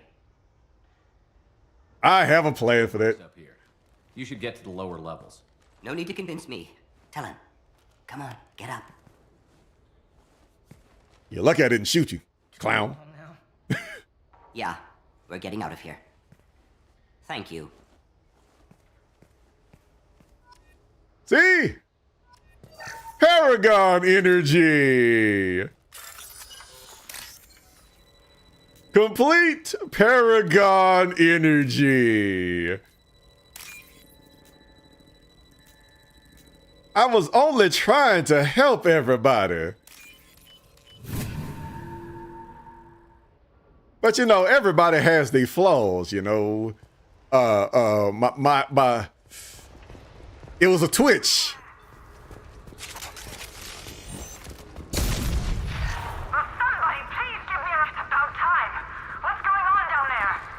I'm whipping y'all behind. I'm afraid your men aren't able to respond, Sana.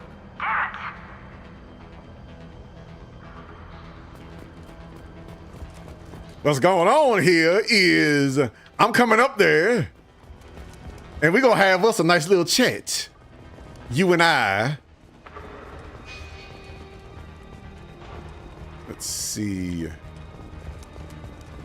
Am I missing a door around here or something? Ah, there we go.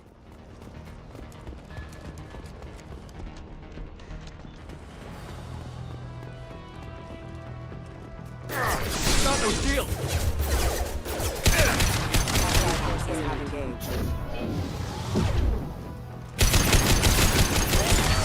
Cooked!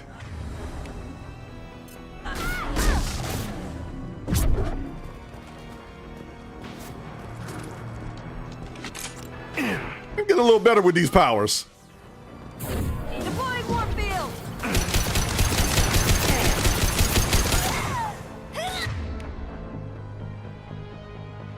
Let's see, that one.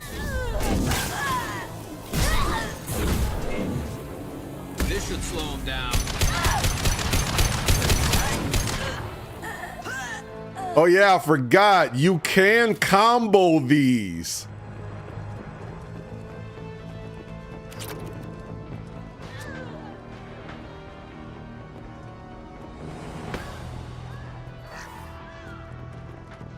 Wait, is she still alive down there? Headshot! Your toe! Yes! Oh, she was still alive down there. One day you'll hit the reload button. Yeah, you know. Reloading is such a special occasion for me. Forget the explosives! He's already past us!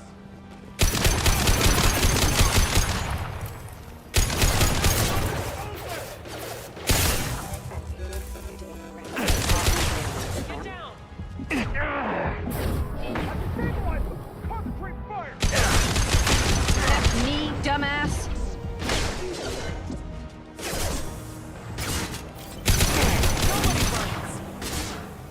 Yeah, exactly. You know, it's funny when you're just talking about like particular video games.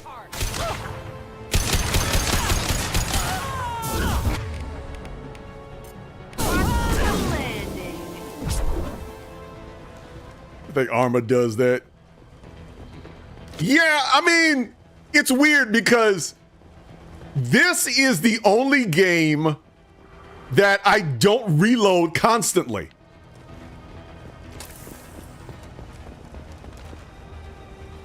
Because Fallout 4, I reload like every 5 seconds.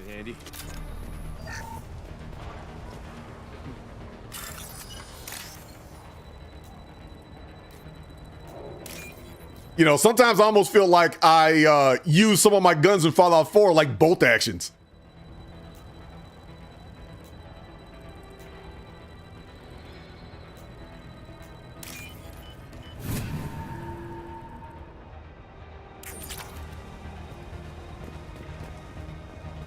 Let's see. I don't care what you do. No way is across that bridge.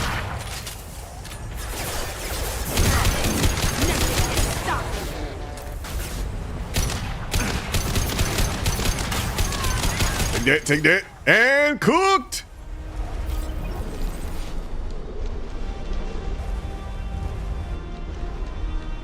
I hope there is. I don't think there is a wind gust mechanic in this.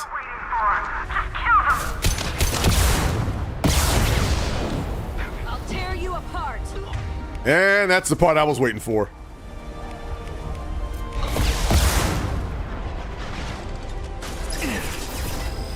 Engaging hostiles.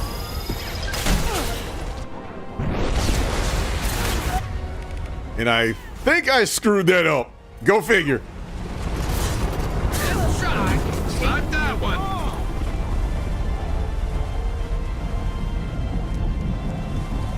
Oh, you have rocket launcher. You have a rocket launcher. That's cute.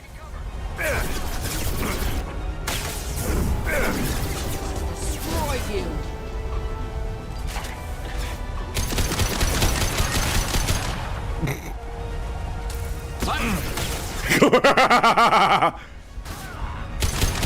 Very true.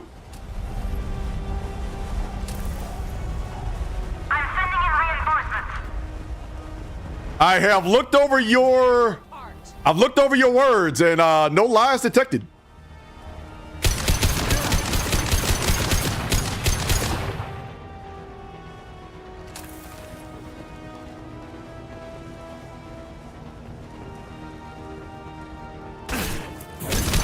Fire on my target.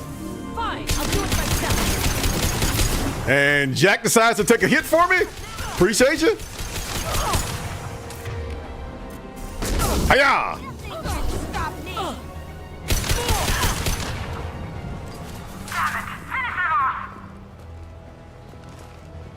That no longer ever existed.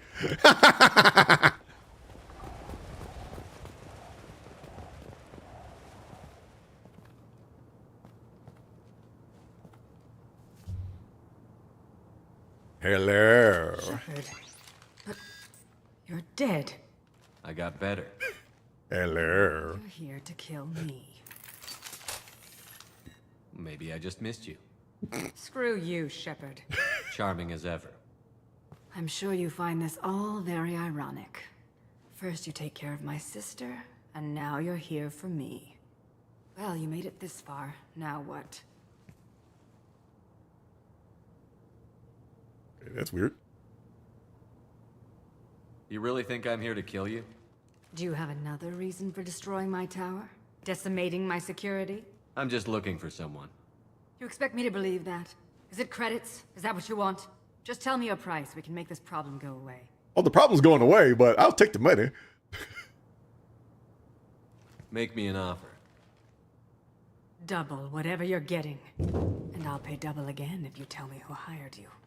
What? I heard something. Damn it. Check the other entrances. You stay put. When I'm finished dealing with this nuisance, you and I are going to... Who?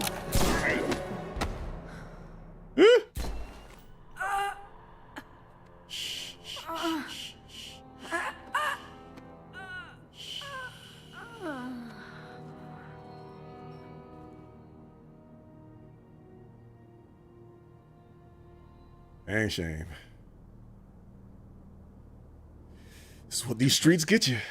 You certainly know how to make an entrance.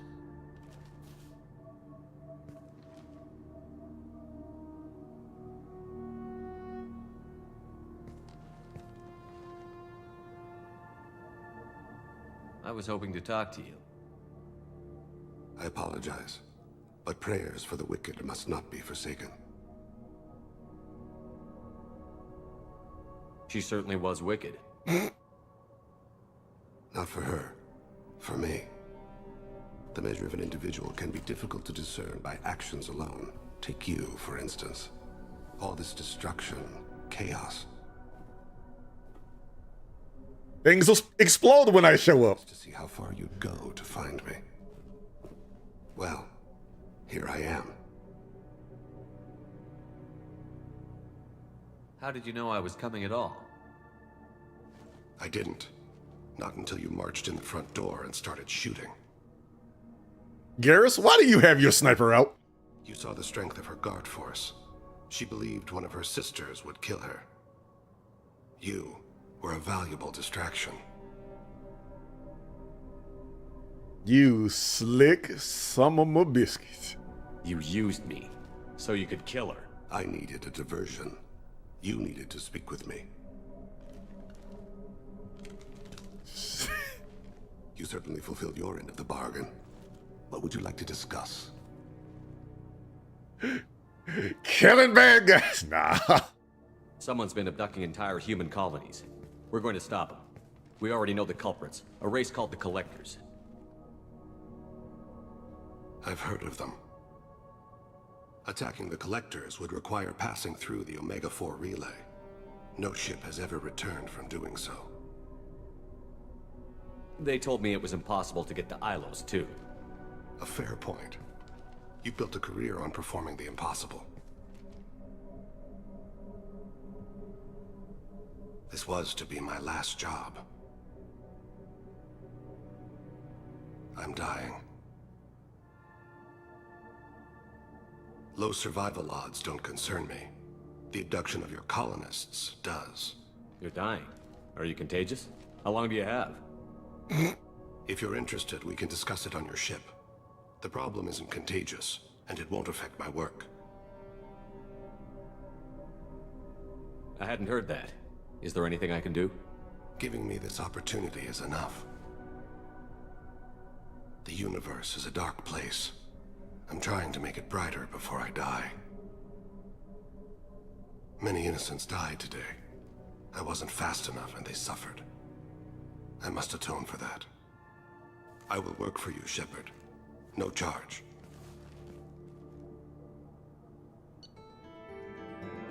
And there we go. That is it, my friends. Well, we gonna visit Thane, talk to Kells real quick, and I believe that is going to be it for today's stream.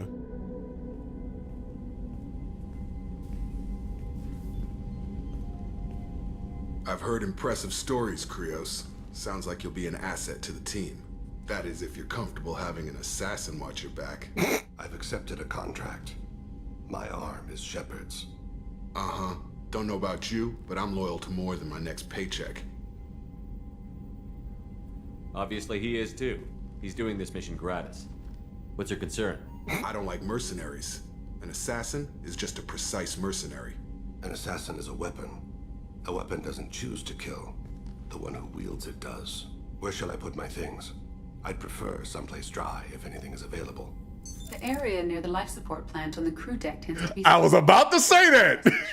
Ah, an AI. My thanks.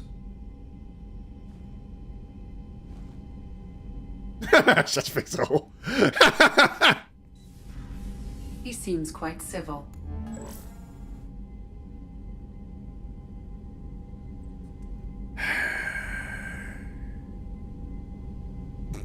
I mean, he did come out as like, I don't trust mercenaries.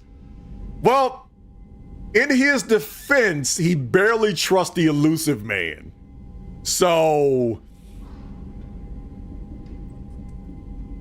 his punishment is getting drop kicked in the middle of the hallway. Jacob, we need him, but that doesn't mean I trust him. Let me know if he turns into a problem. Aye, aye, Commander. I will say this, veterans gonna look out for each other. What is with all these red points? I don't understand. I don't understand.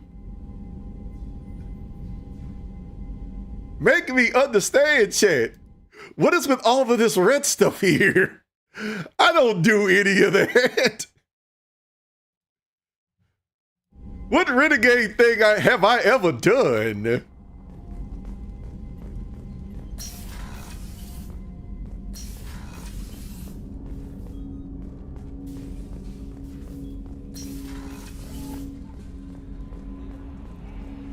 I mean, the guy who fell out the air, fell out the window. I was trying to save him. You might want to speak with Tally. She seems very worried about something. I'm surprised by Thane's spiritual side.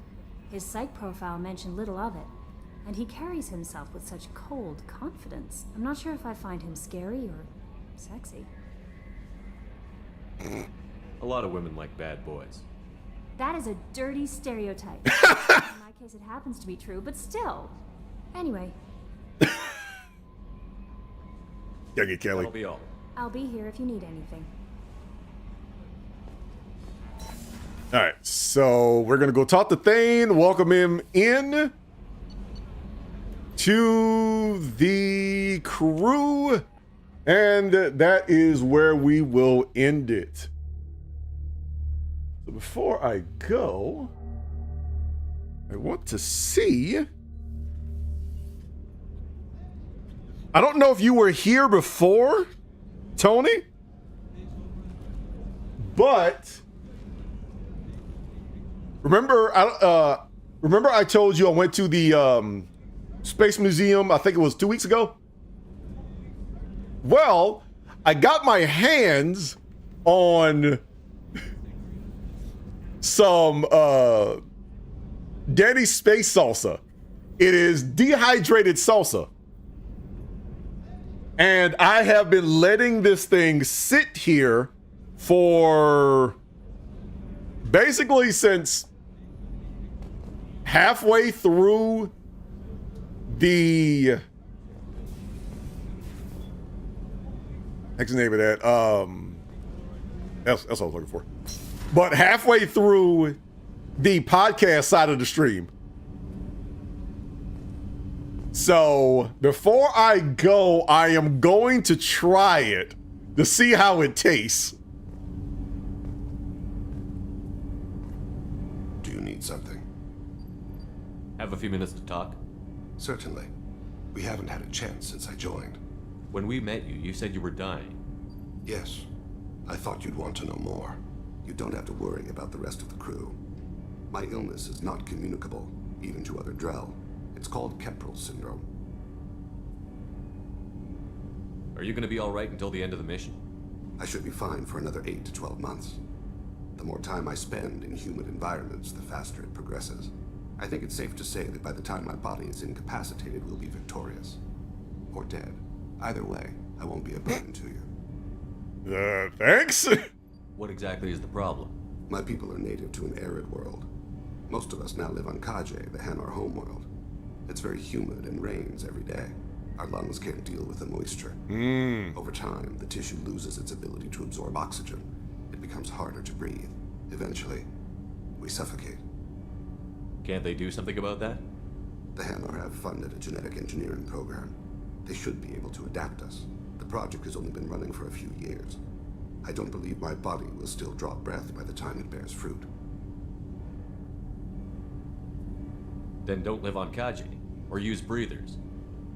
Drell have a close relationship with the Hanar. We rely on each other. The best we can do is keep our homes very dry inside.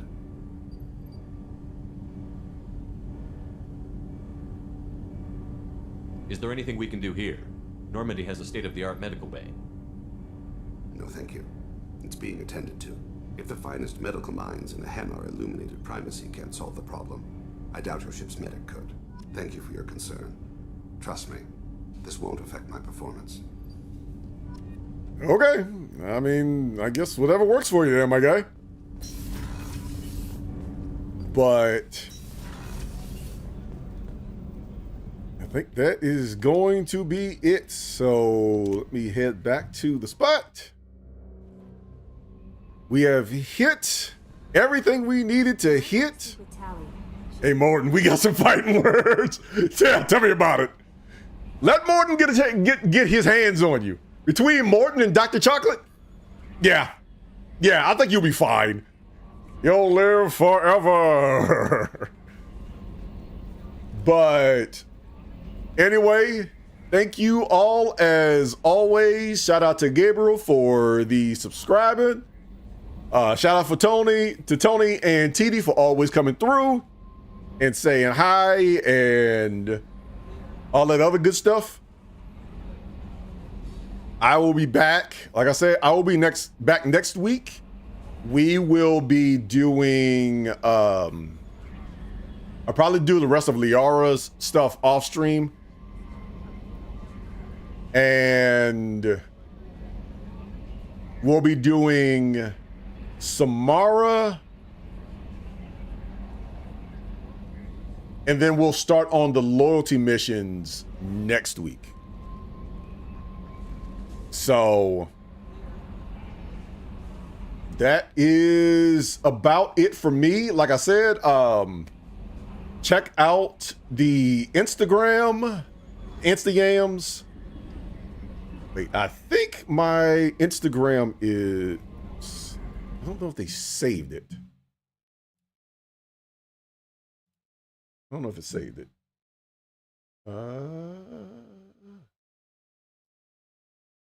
Did they save it? Yeah, it didn't save.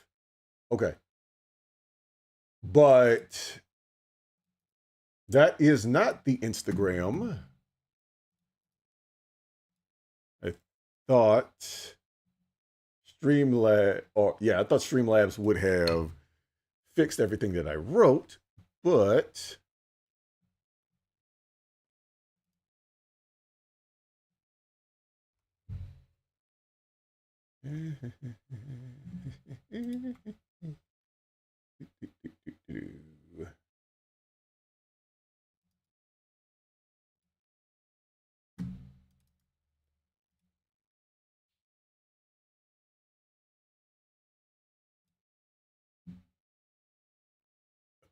I forgot. I got to actually go to the actual YouTube page and put it up there.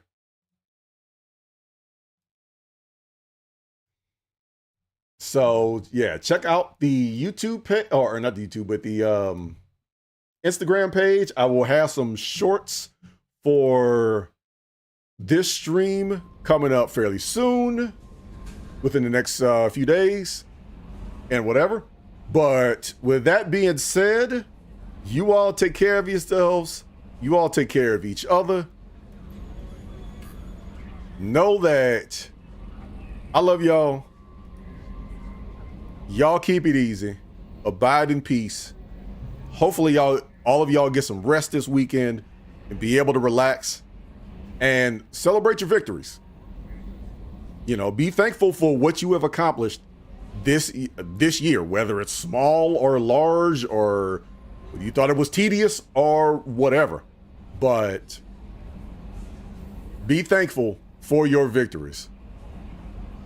So y'all keep it easy. I will holler at y'all later and see y'all next week.